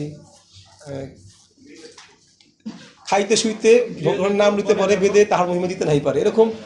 এই জন্য আমাদের উচিত এরকম এই শিক্ষাগুলো কি করা নিজের জীবনে সঠিকভাবে। ভাগবতমের শিক্ষা তো এটা আমরা এখান থেকে শিখবো, সেটা কি যতটুকু সম্ভব পূর্ণরূপে আমরা আমাদের জীবনে প্রয়োগ করার চেষ্টা করব। তো আজকে আসলে সময় হয়ে গেছে, আমরা শেষ করতে বলা হয়েছিল কিন্তু পারলাম না শেষ করতে। 24টা মাসের মধ্যে হয়েছে, আর 12 শ্লোকটা কি আগামী ক্লাসে আপনারা একটু পড়বেন, ওইখান থেকে আমি প্রশ্ন করা খুব গুরুত্বপূর্ণ একটা শ্লোক। জয় শ্রীকৃষ্ণ চৈতন্য প্রভু নিত্যানন্দ শ্রী অদ্বৈত গদাধর শিবাসাদি গৌর ভক্তবৃন্দ। হরে কৃষ্ণ কৃষ্ণ কৃষ্ণ হরে হরে, হরে রাম রাম রাম হরে হরে। জয় প্রভুপাদ কি জয়। তো আগামী ক্লাসে আপনাদের ওই পঞ্চম থেকে মানে